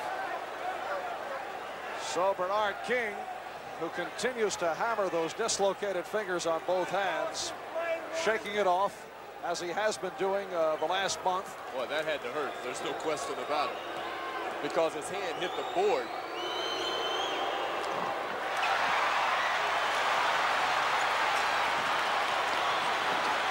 Johnson, change of direction on the shot, and he was fouled. Oh, that's a tough foul on Trent Tucker, because Benny Johnson just made the play that time as he hung in the air. Tucker went up with him. Johnson scooped up underneath him using that good body balance of his and jumping ability, picked up the foul. Benny Johnson shoots 2 free throws as Bernard King has set a new record for a 5-game series. Bernard, what else is new? 28 points tonight.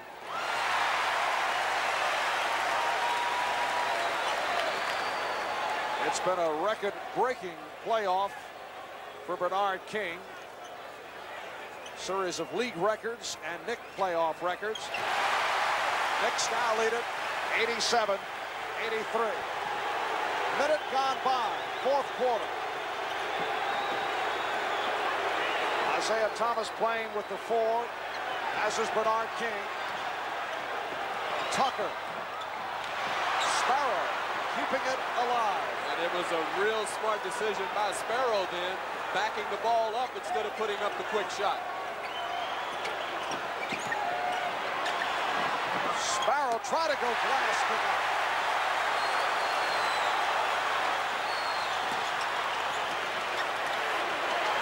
Johnson. Rebound King, and last touch by Benson. Well, Bernard King really did a super job going after that ball. He went up, grabbed the rebound, and actually Hubie Brown thought he was fouled. So did I, as King was trying to get control of the ball. It went off for the Pistons. New York Knicks have it. All right, Cartwright, Robinson, and King up front. Webster sitting down. Ray Williams has come on, joining Rory Sparrow in the backcourt. Nice pass from Cartwright. Sparrow missed the layup. Tripucka lost it. So a break for the Knicks. Barb, this reminds me of game 1, where the 2 ball clubs went up and down the floor, and then the Knicks finally scored and they won. And in game 2, the same thing happened, and Detroit scored. So now both ball clubs are beginning to play tight because they know the situation of the game. All right, Cartwright gets the roll, and Bill Cartwright has delivered. Big ball game tonight for Cartwright. He now has 17, and the Knicks are leading 89-83.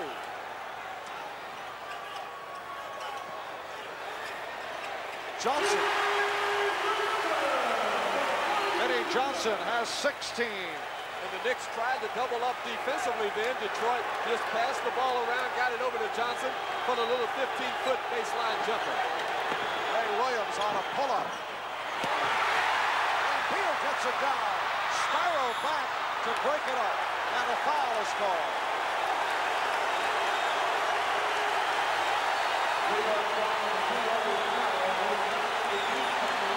It's a blocking foul.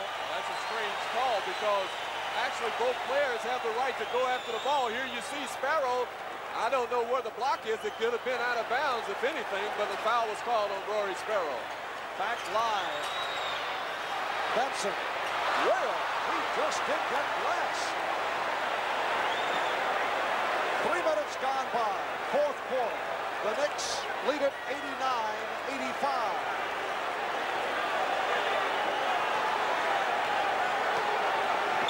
King bumped. And he'll go to the line to shoot a couple. Benson collecting his fourth foul. Although the Knicks are getting that player that they're clearing out on the left side, and here you see Bernard King going to the hoop, and he's bumped right there, misses the shot. They still are not getting a good passing angle on that particular play. I would feel a little bit better if they would, you know, come over and get a better angle for the pass. It's making it tough for the offensive player to get the bounce pass and then make his offensive move. King has missed his last two and had trouble after hurting his finger before his previous foul shot. So he's struggling. He's missed 3 in a row. Well, his fingers may be bothering him. There's no question about it. He keeps rubbing them, trying probably to get some filling back into them. Tripucka.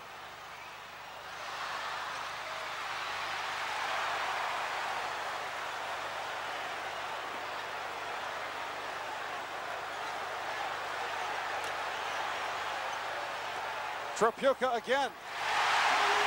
89-87. The Knick lead is down to 2, and a timeout called by Hubie Brown.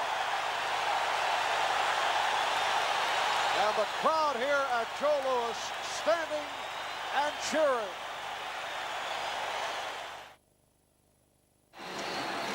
Marv Albert with Butch Beard.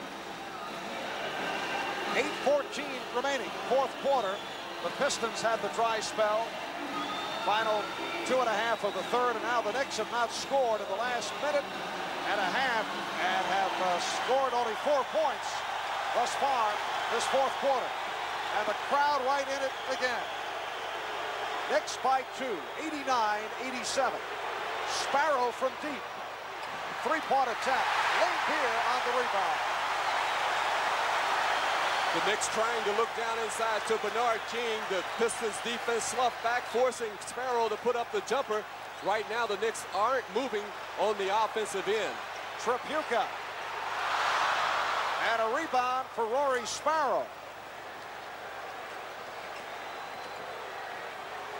Ray Williams. Bad shot by Ray. So the Pistons take over.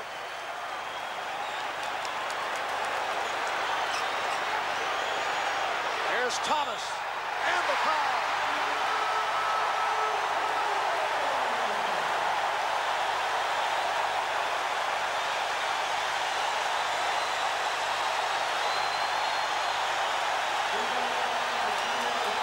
Isiah Thomas coming against Rory Sparrow with a little turnaround move right here.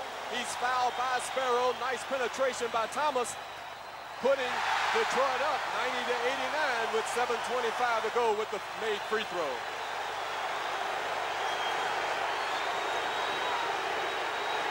Ray Williams around Isiah Thomas. And rebounded by Kent Benson.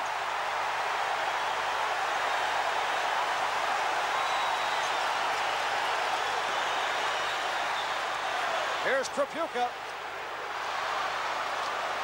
It is fast and furious, end to end, as we come down to the final 7 minutes. Oh, I love it because it just boils down to execution, and whichever ball club in this state keeps their composure.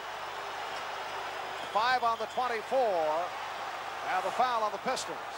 Foul was on Benny Johnson as Ray started to the hoop that time. The Knicks are standing around far too much on the offensive end. They're not getting any movement, trying to look for Bernard, and that's just about it. They need to get themselves involved into the offense by moving their bodies. Both teams have 3 fouls now. Either the Knicks are not looking for Bernard or can't find him at this point. Nice move by Cartwright, and the foul against Detroit. Of course, You have to wonder about the shooting touch of Bernard King since he injured his finger. Right. And we saw he had difficulty from the foul line. Cartwright with the little fake. Lane Beer went for it. Thomas rotating, picking up his 5th personal foul. Bill Cartwright shoots 2 free throws. Cartwright is 5 for 6 from the line. So 5 on Thomas and 4 on Trapuka, Benson, and Lane Beer. Well, the longer you stay there, the more the crowd gets to you. That time Cartwright was able to silence the crowd. As you saw the graphic, Thomas just drew his 5th personal foul. Knicks by 1. That foul shot by Cartwright, the first Knick point the last 3 minutes. Check that, we're tied at 90.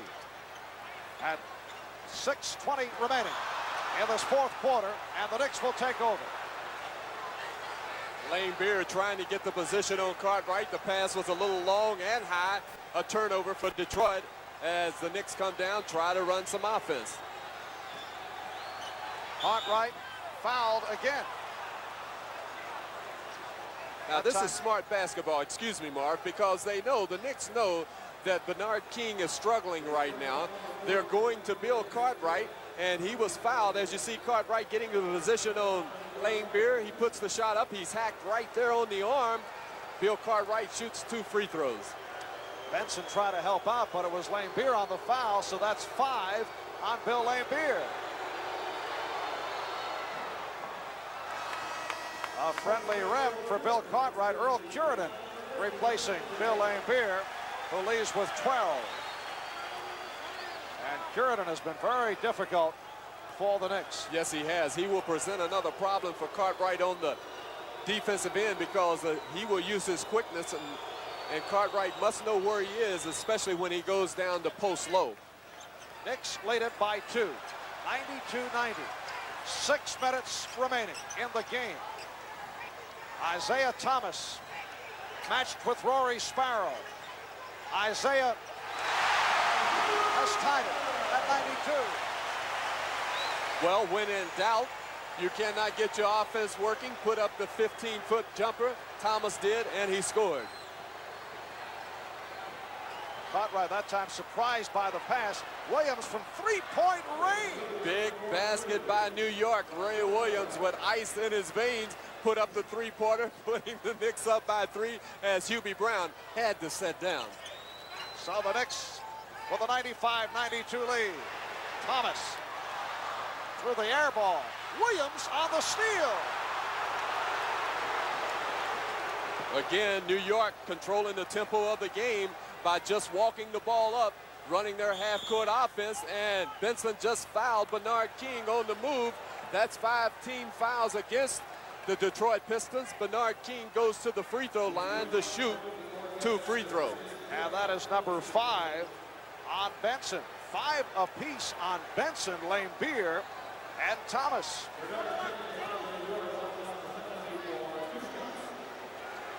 And Chuck Daly really has no choice in terms of Isiah Thomas. Well, Bernard able to get back on track, and the Knicks now lead 96. Well, he wouldn't 92. take Thomas out at this stage of the game anyway. He can't. No, Thomas will stay. You take him right out of the ball game. So King able to hit 2, and the Knicks open up a 5-point lead, 97-92. Detroit calls for time, 5:12 remaining in this 4th quarter. And we'll be back to Joe Louis Arena after we pause for these commercial words.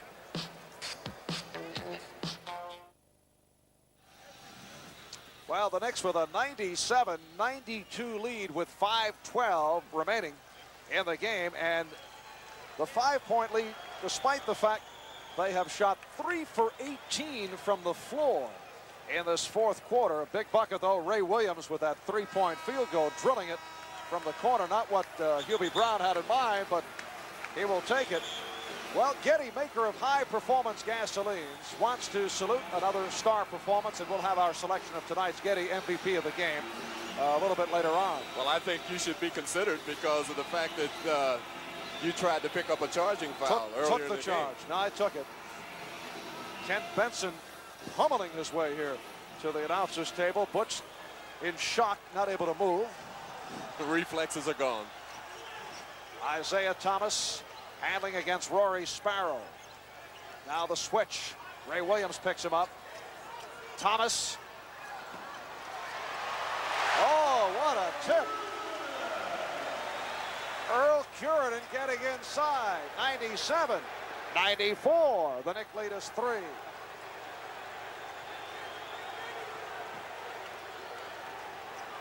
There's King. Yes. Bernard King over Kent Benson. That time Ray Williams got King the ball, especially when he was on the move. Bernard King tried to pick up the foul against Kelly Tripucka. He did a little acting.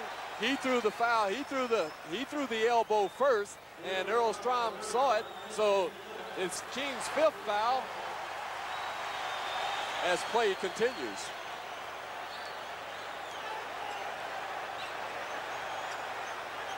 Knicks with the 5-point lead. Down to 4:20 remaining. Benson didn't see the pass. 9 on the shot clock. King and Tripucka in a battle. Here's Tripucka. Rebound Williams. Ray continues to go to the boards effectively. Well, the guards have helped out extremely well for the New York Knicks here in the second half, as New York has controlled most of the tempo in the second half. Sparrow way off.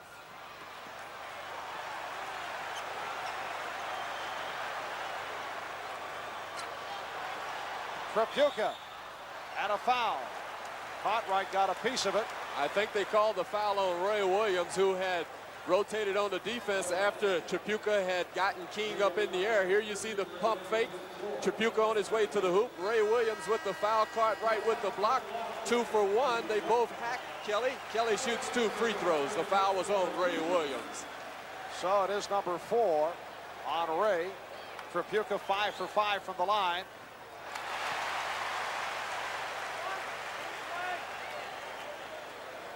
.22 for Tripucka. 3:48 remaining in the game.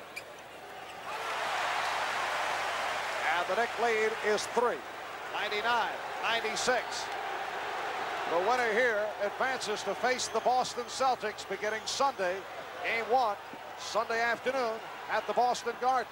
Ray Williams got caught in the air, and a foul on John Long. No, they said that Curitan had stepped out of bounds, so that is a big break for the New York Knicks, because Ray was hung up with no place to go with the ball. Detroit made a super defensive play, but Strom said that Curitan had stepped on the line when he knocked the ball away from Ray. Big break. And Sparrow throws in. 8 on the shot clock. Williams. Cartwright. And let's see how they call it. The basket counts. And a foul. Boy, oh boy, I'm telling you right now, everything is going in the Knicks' favor. Ray Williams, who couldn't control the ball. Here you see him putting up the shot. It's long. Lane Beer mistimes his jump. And there you see Cartwright picking it up and scoring, and also picking up the foul. He's at the free throw line.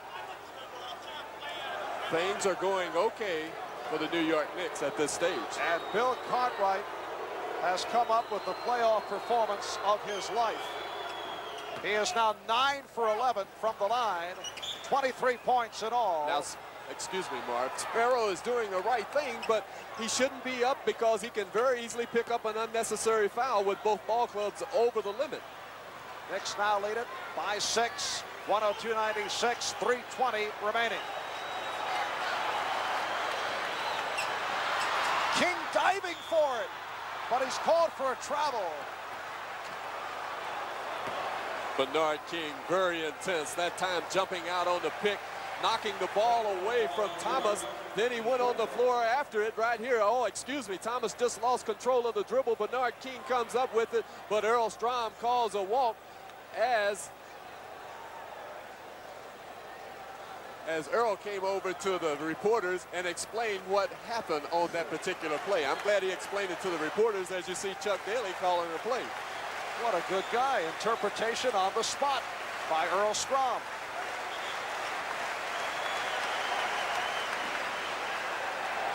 Down to 3:10 remaining of the game. And the Knicks by 6. This is Curidan getting in.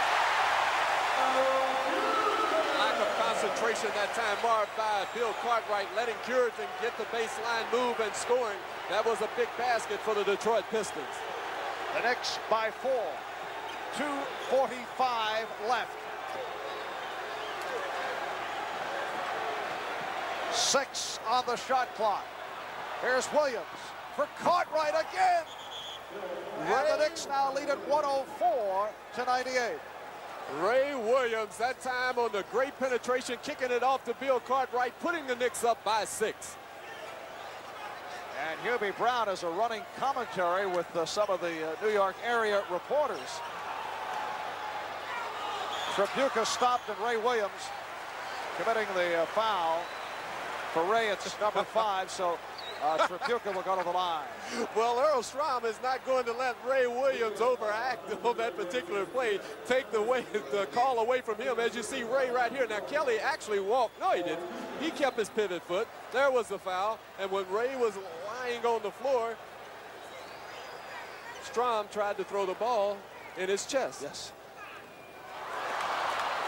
Or is it laying? I'm not sure at this stage. I'm a little excited. You have to help me with my grammar, Mark. Butch, we'll call you later. That was Tripucka's first miss from the line. Oh, he missed 2 big ones. So the Knicks maintain the 6-point lead. We're down to 2:15 remaining, 4th quarter.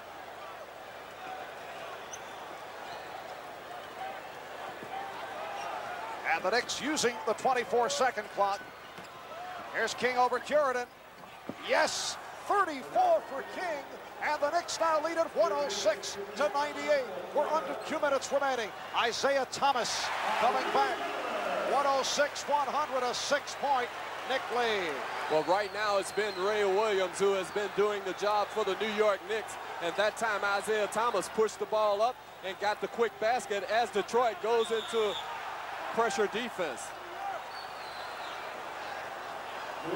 Knicks called timeout before there was a violation, so with 1:45 to go, timeout is called. So the Knicks and Pistons will talk it over. We'll be back in a moment.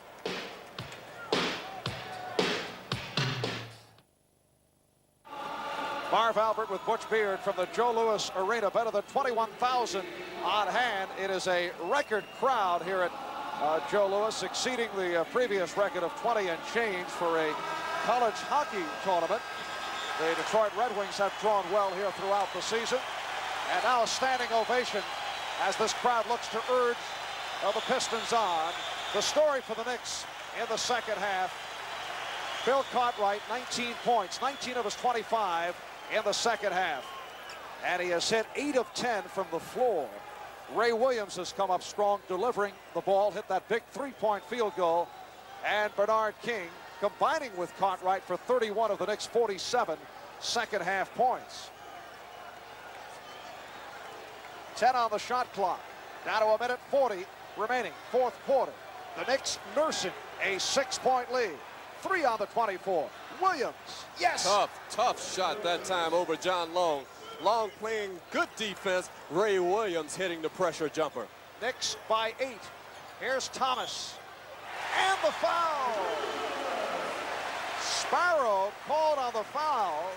It's kind of a soft foul by Rory, but he picks it up for his 4th, so Thomas to the line looking for a 3-point play. Thomas working his way back. You saw Sparrow put his hands up in between Thomas as he hit the jumper. He has a chance for a 3-point play with this free throw.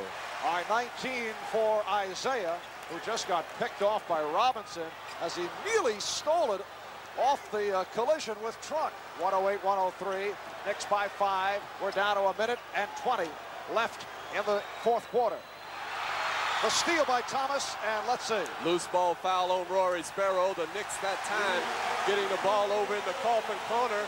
Thomas using his quick hands, knocking the ball away from Sparrow. Then Sparrow trying to regain control. Fouled Thomas. New York didn't need this because it stops the clock. It puts Thomas at the free throw line. He has a chance to hit 2 free throws to bring the Detroit Pistons to within 3. Isiah, 73% foul shooter. 3 out of 4 from the line. Here's Louis Orr replacing Truck Robinson.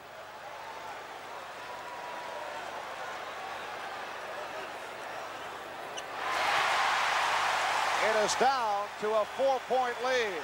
So the Pistons battling back. A minute 16 remaining, fourth quarter. Enormous foul shots by Isiah Thomas. Under pressure. They trap Sparrow. Caught right back to help. The Knicks get it down. Williams for King. And here is Bernard. Rebound Lane Beer.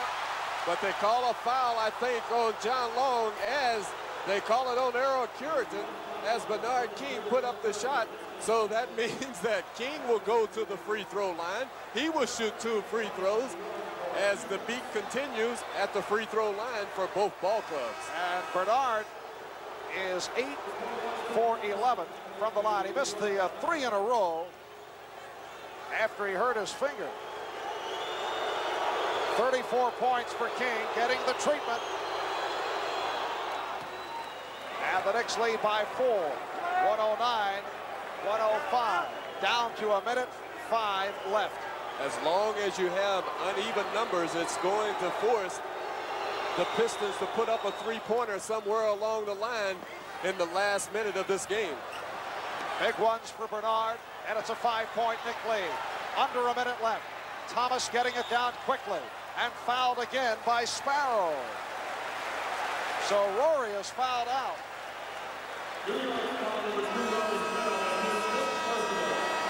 Isiah Thomas will go to the line once again. Now, Hubie Brown is putting in Louis Orr. This means that Ray Williams will handle the ball. But Orr is coming in for Truck Robinson. Trent Tucker will come in for Sparrow. But this still makes Ray Williams the ball handler. Ray has to have total concentration because Detroit will put pressure on the Knicks after these free throws. Isiah has hit his last 4. He's 5 for 6 from the line. He's hung in despite the foul trouble in the second half. Had a little too much on it, but he got the back rim. I tell you, you know, the great ball players, they seem to, you know, get up for the occasion. King hit his free throws. Thomas has gone to the free throw line, hit 1 of 2 as Orr comes up with the rebound. Down to 50 seconds left. Knicks lead by 4. Here's King. And that could have been the backbreaker right there as Bernard King beat the Pistons on the stuff then. Isiah right back and the foul. Hubie Brown did not want a foul in that situation. Isiah Thomas coming back down the floor. He was bumped. He hit the shot. Here you see Isiah going through the whole defense, and he's bumped right there by Ray Williams as Ray was trying to step away. The foul was called on him.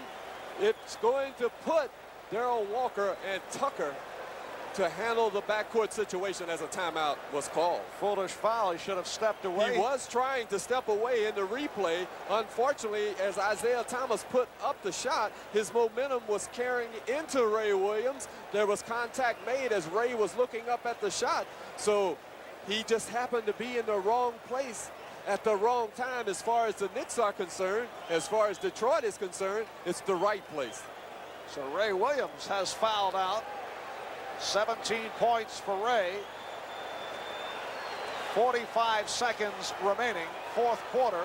When we resume, following this timeout, again it will be Thomas on the foul line. A 112-108 Knick lead. Basically, there are only 2 shots left in this game. After Thomas shoots the free throws, he can very easily make it a 3-point game.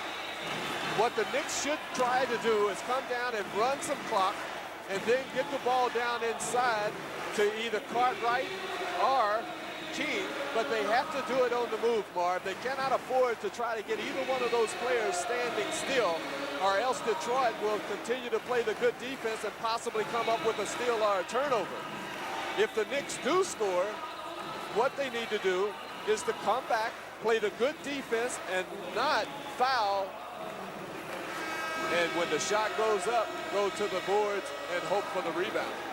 And Isiah Thomas, despite the foul difficulty, has come through with another strong second half. He has 24 points in all, 21 of the 24 in the second half. He's 8 for 11 from the floor in the second half. And the Pistons hearing it from this crowd as they move back on.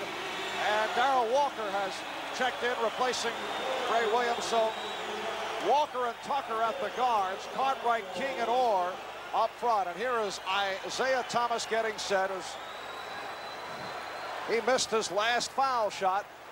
Knicks by 4. It's a 3-point lead. The pressure on Orr. And did he step out? He did. Pressure defense by the Detroit Pistons causing a turnover. That time, as Louis Orr stepped out on the baseline, Detroit now has a chance to come within 1 point. Isiah, it's within 1. 36 seconds left. And the Knicks call for time.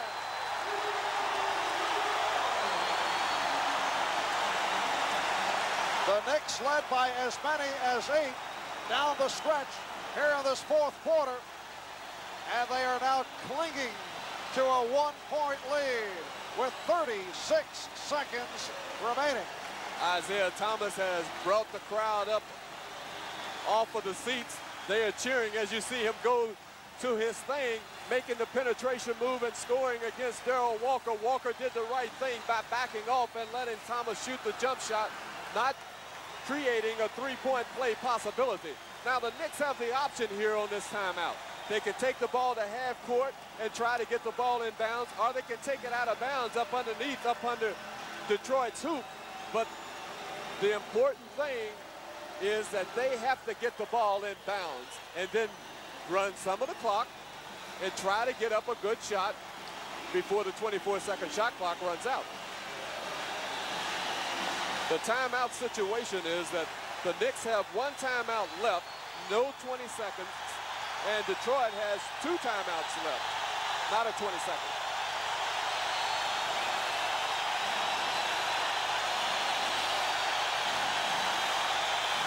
The crowd here at Joe Louis Arena on its feet and cheering the Pistons. Isiah Thomas has done it again. He has scored 11 of the Pistons' last 13 points to lead this surge. The Knicks will throw it in front court. They have the full 24 and 36 seconds remaining. It has come down to this for the 5th and final game.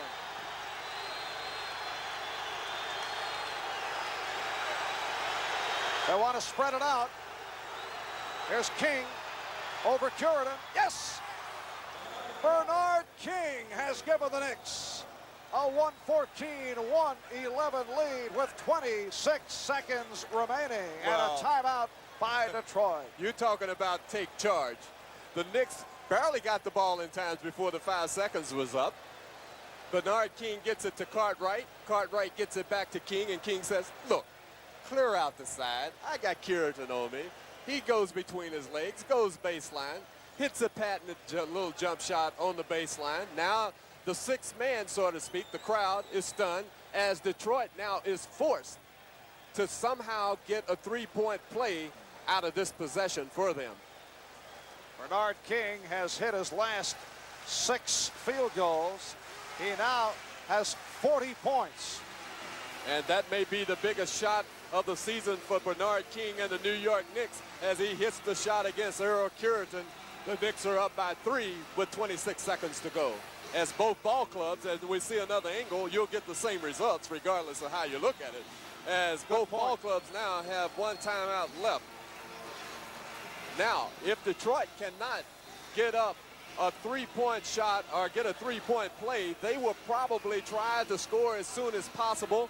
Then see if they can somehow come up with a turnover or a quick foul and put New York Knicks on the free throw line to see whether or not they can shoot the free throws. In this situation, if they cannot get up a 3-point shot and Detroit can score a 2-pointer, what they should do is try to foul immediately when the ball is inbounded.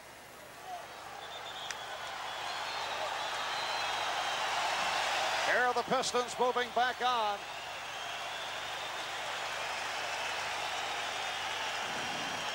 .26 seconds remaining. Detroit has the full 24.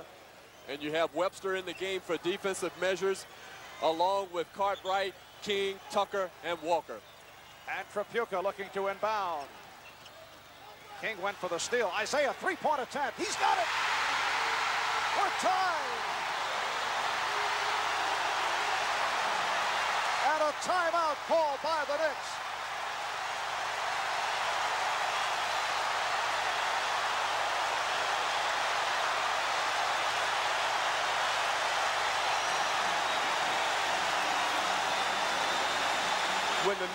When the Knicks came to Detroit yesterday, late yesterday, there was an article in the paper with Isiah Thomas making the statement.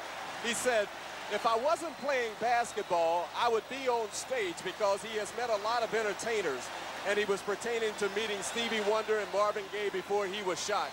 Well, Isiah Thomas was on stage, especially on this particular shot.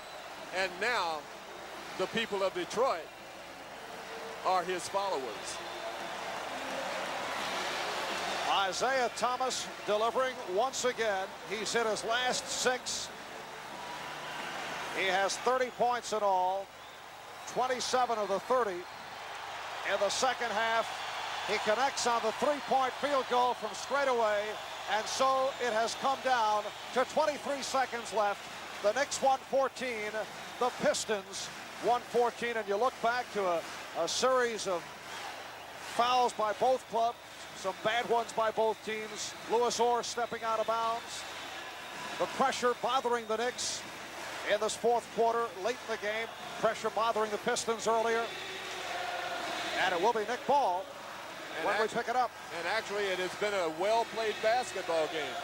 I mean, when you think in terms of what Detroit has done to come back to tie the score, you think in terms of what the Knicks have done in order to try to stay on top. It has been an excellent played game, and both ball clubs should be commended regardless of who is going to have a summer vacation or who is going to continue to play the Boston Celtics Sunday afternoon. Well, players on both teams have come through with pressure shots. We saw Bernard King a moment ago hitting for the baseline, then Isiah Thomas, and now Darrell Walker. The important thing here, Marv, is exactly what you said. Throw it in. The Knicks do not have a timeout left. They must get the ball inbounds. He threw it out of bounds. And it's Detroit ball. The Knicks are complaining that the ball was knocked out of bounds. Darrell Walker was, as Detroit just called their last timeout.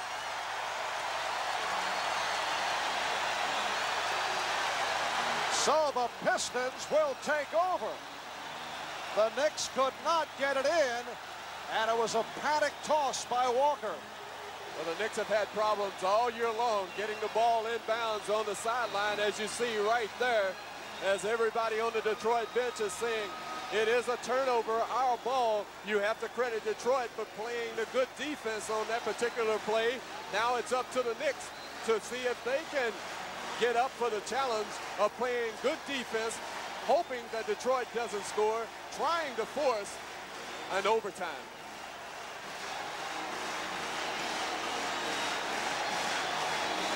And Isiah Thomas has scored 15 of the Pistons' last 17 points, leading this surge. 23 seconds remaining, tied at 114, and the Pistons take over. The New York Knickerbockers, who have relied on their defense all year long, the third best defensive team in the NBA, must really see if they can buckle down right here and stop the Detroit Pistons, and then hope for an overtime or hope for a victory in this situation. Marvin Webster comes on, replacing Louis Orr, so it's King, Webster, Cartwright up front, Walker and Tucker in the backcourt. Tripucka will throw in. Gets it into Lambeer. Here's Thomas. 20 seconds. Watched by Walker. The Knicks don't want a foul.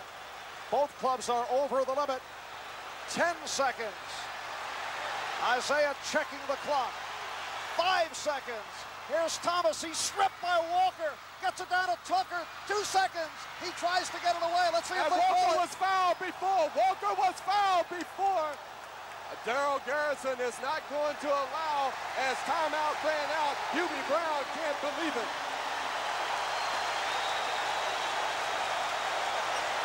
They say no foul. They said Walker was not, they said that Tucker was not fouled before the shot, before the clock went off. It looked like there was a second left when Tucker went up for the shot, but Garrison waved it off. Detroit has new life as well as the Knicks had new life. We only have 5 more minutes to play, Marv. Buckle up.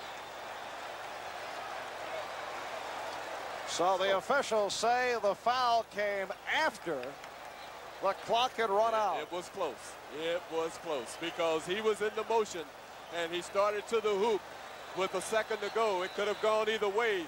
The official closest to the play made a foul call. He was going to call foul, but the trailing official said that it was not. So now we have an overtime. Tied at 114. So the Pistons had their opportunity. And that time, Darrell Walker came up with the play off the strip to take possession. We're going to take another look at it. Okay, why not? Let's take a look. Well, here you see Walker. He's already stripped Thomas of the ball and makes the long pass down to Tucker. Tucker is on his way up, and Daryl Garrison made the right call. Yes, he did. So I thought he was wrong. Garrison was right. I'm pretty sure he'll see that film. Or tape, in this case. Excuse me. Or the tape era, Butch. Tape. I thought I was in Hollywood. Yes. I didn't know. So we have an overtime, Marv. And it's almost fitting. And both clubs beset by foul problems. For the Knicks, Sparrow and Williams have fouled out. King has 5. Orr has 5. For the Pistons, 5 on Thomas, 5 apiece on Lambeer, Tripucka, and Benson. On to OT. And the Pistons go with a front line of Lambeer with Curidan and Tripucka. And Curidan, who is the leaper, will jump against Cartwright. Pistons control. Here's Thomas. But he put the brakes on. Vinnie Johnson in the backcourt now with Isiah Thomas. Isiah off the pick. Lambeer. Pistons by 2. 116-114. The ball bouncing right straight back to Lambeer. He put it up to put Detroit up by 2, starting the overtime. Walker rejected by Curidan. The interception by Tucker, who fires and hits, so we're tied at 116. Boy, big basket by Trent Tucker that time, making the steal and then putting up the shot as the pressure and the tension mounts. Thomas hounded by Walker. And he throws one. Johnson getting up. Tripucka on the rebound, stopped by Walker. Boy, the Knicks were lucky that time. Johnson having a golden opportunity to score. He missed it. Tripucka almost putting it up, but Walker with those quick hands of his knocked the ball out of bounds.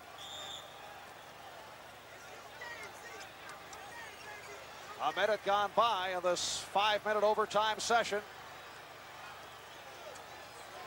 Lambeer stopped by Walker. What a play. And the ball went out on Lambeer, so they gave it to Detroit. Walker making an excellent defensive play.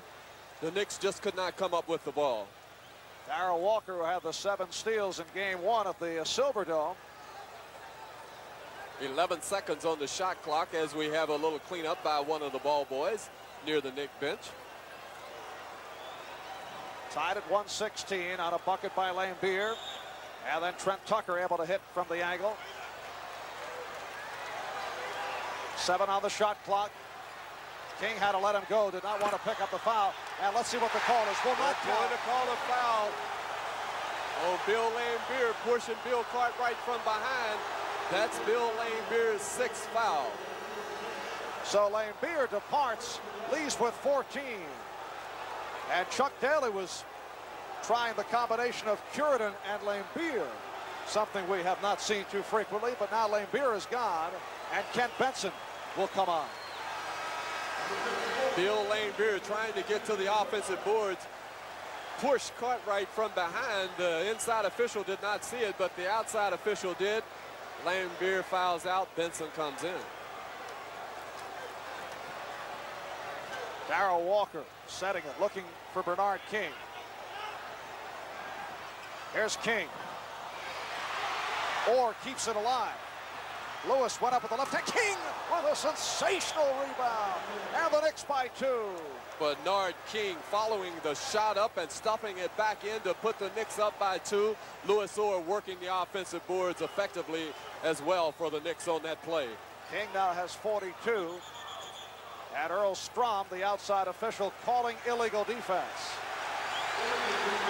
The illegal defense was on Bill Cartwright as his man came up to the head of the circle. Earl and Strom. that's the first illegal defense called against the Knicks as Detroit takes the ball out of bounds and Bernard King goes to Mike Saunders for medical treatment. Strom thought it was the second, ready to throw the tee at the Knicks, but it is the first, so that's the zone warning. 3:15 left. We're in overtime. Pistons with possession. Knicks lead it by 2. And Isiah carefully setting up. 8 on the shot clock. Trapuka. Rebound King. Bernard going to the boards and protecting. And the Knicks have to get the ball across the 10-second line, or else Walker almost ended up getting a 10-second violation then.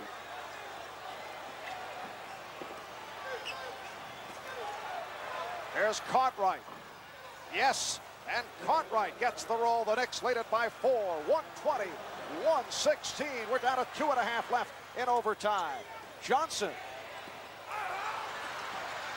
Tucker slaps it and King rescues.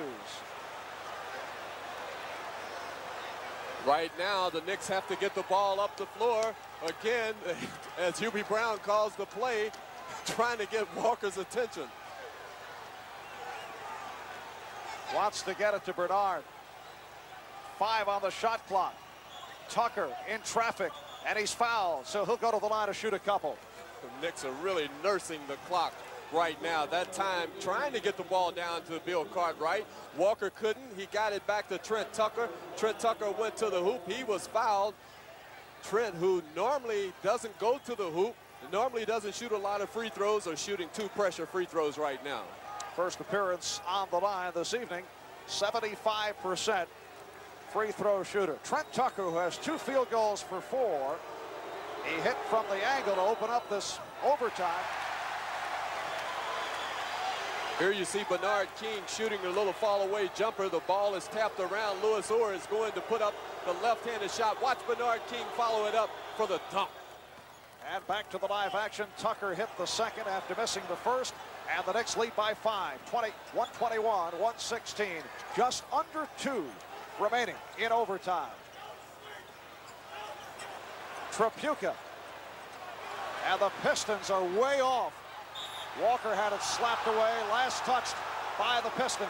They said Thomas knocked the ball out of Tucker's hand. Again, the Knicks ending up getting a break as Hubie Brown calls a play, and the Knicks getting ready to get the ball in bounds.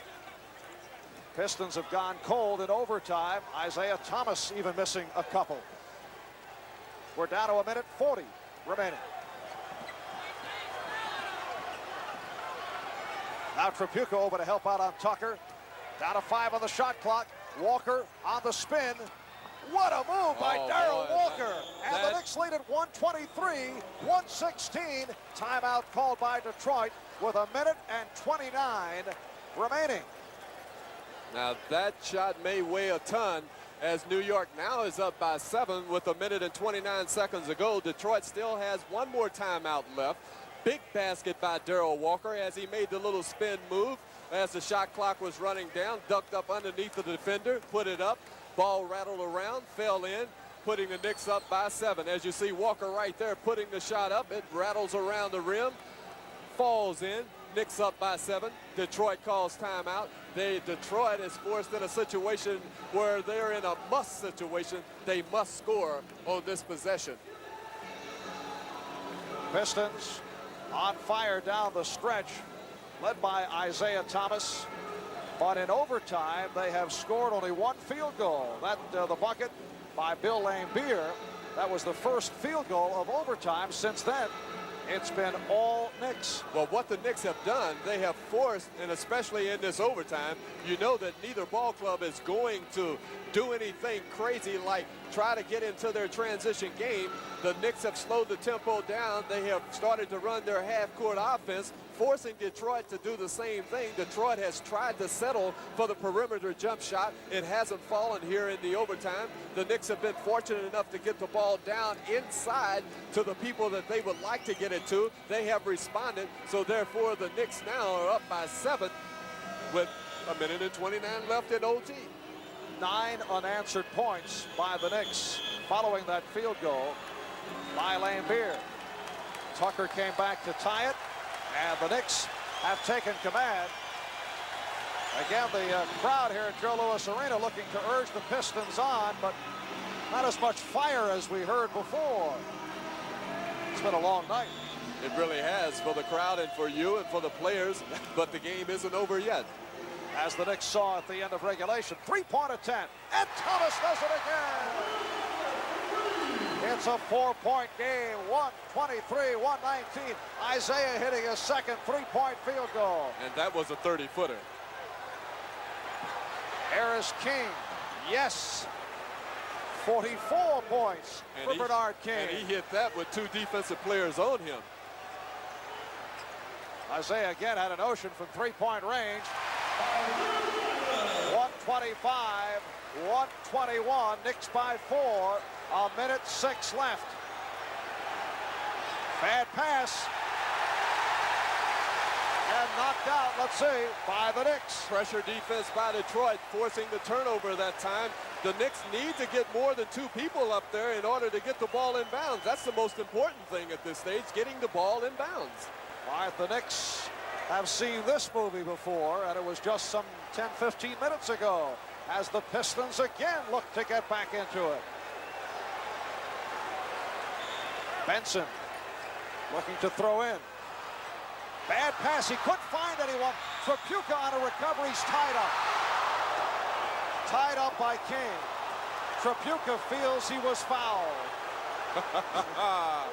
Darrell Garrison calling a jump ball. Kelly Trapuka says, I can't believe it. Darrell still gives him, Garrison that is, said, let's jump it up. Big break, Kelly Trapuka. Chuck Daly can't believe it. Chuck is upset.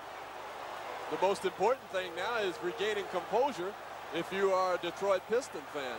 Kelly putting himself in a human straitjacket so he can calm himself down. 1:04 remaining.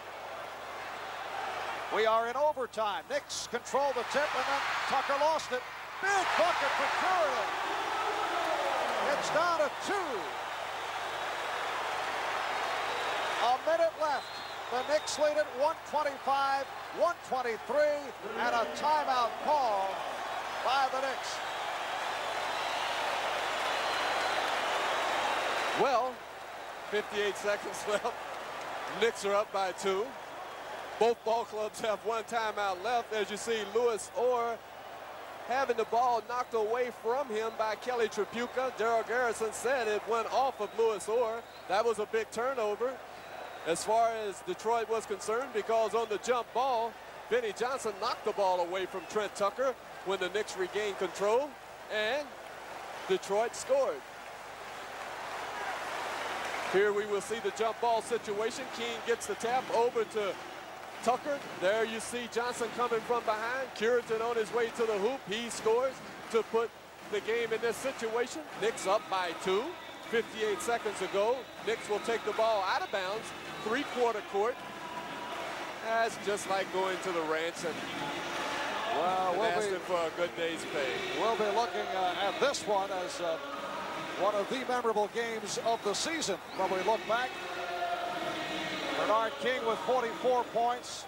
A host of clutch baskets, the same for Isiah Thomas. Thomas with 35 points. And he has scored 20 of the Pistons' last 26 points.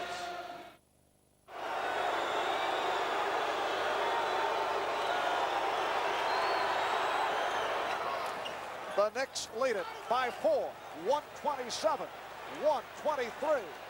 Down to 30 seconds. They double up on Tripucka. Walker knocking it away. Hubie Brown wanted the call, but it was last touched by Walker. Good defense by Darrell Walker that time, doubling up on Kelly Tripucka, knocking the ball away as 16 seconds is left on the shot clock, 29 on the game. Johnson, Tripucka, not able to hit Webster on the rebound. And Detroit should foul right away. They're going back defensively. This is a big break for the Knicks. All they need to do is hold on to the ball. And finally, Vinnie Johnson gives the foul on Darrell Walker. That could have been a little too late because Detroit had an opportunity to foul Marvin Webster, who had gotten the rebound, probably the biggest rebound for the New York Knicks this season. Instead, they let New York bring the ball up and waste a lot of time. Now it's up to Walker to shoot 2 free throws with 15 seconds left in the game with New York up by 4. He's a 79% free throw shooter. Making his first appearances on the line. He's had some difficulty from the foul line in this series. Chuck Daly will call a timeout this time. So Darrell missing both, and the timeout called. Uh-oh, this is going to be interesting. Woo! Woo! That's what you call anticipation.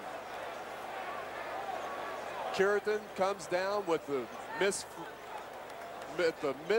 free throw.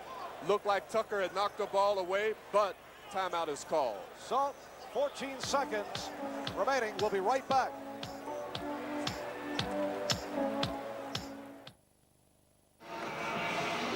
Marv, I want to explain the last play. Normally in a situation like that, when you're shooting free throws down the stretch, a coach will tell the official that if he hits or misses, we're going to call a timeout. So Earl Strom knew that Detroit wanted to call the timeout. So when Curitan came down with the missed shot, he automatically whistled for a timeout as Tucker knocked the ball away from Earl Curitan. So if you're a Knicks fan, it's a bad break. If you're a Detroit fan, it's a big break. 14 seconds remaining. Overtime, Knicks by 4. 127, 123. Here's Tripucka. Three-point attempt. Down to 5 seconds. Knicks just keeping it away from the boards. 2, 1. And that's it. The New York Knicks have defeated the Detroit Pistons in overtime. 127. 123 to take the series in 5. And they'll go on to face the Boston Celtics on Sunday afternoon. Ray Williams very upset with the official timekeeper. He felt it was a long count on those final seconds and went over to have something to say. And well, had to be kept away. Now, regardless of what's happening, Ed Middleton came up, the alternate official, and told Ray that the shot, that the clock did not go off, as Hubie Brown and the Knicks are congratulating themselves. They are also congratulating the Detroit Pistons as we go away. Nice gesture by both the Knicks and the Pistons. Looked like a hockey playoff game with the handshaking taking place.